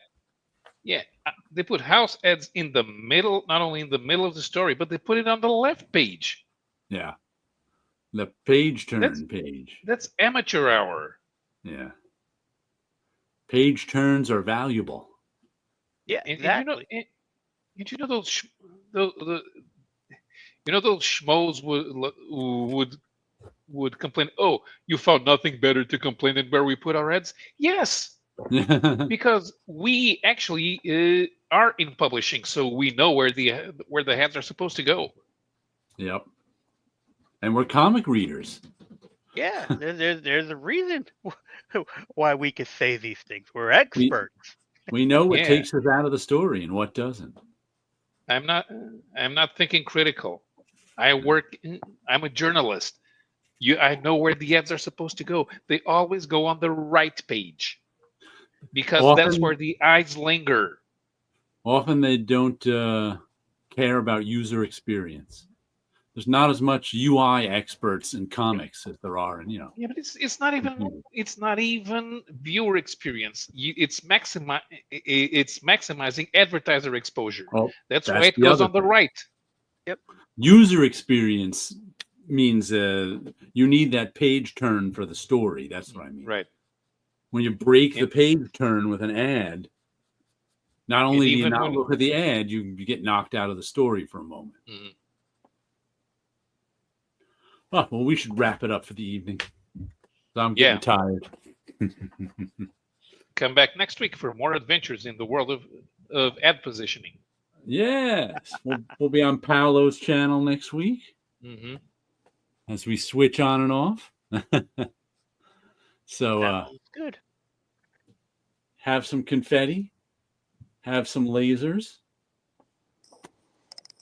and we'll catch everyone next week. See ya. Boom. End stream.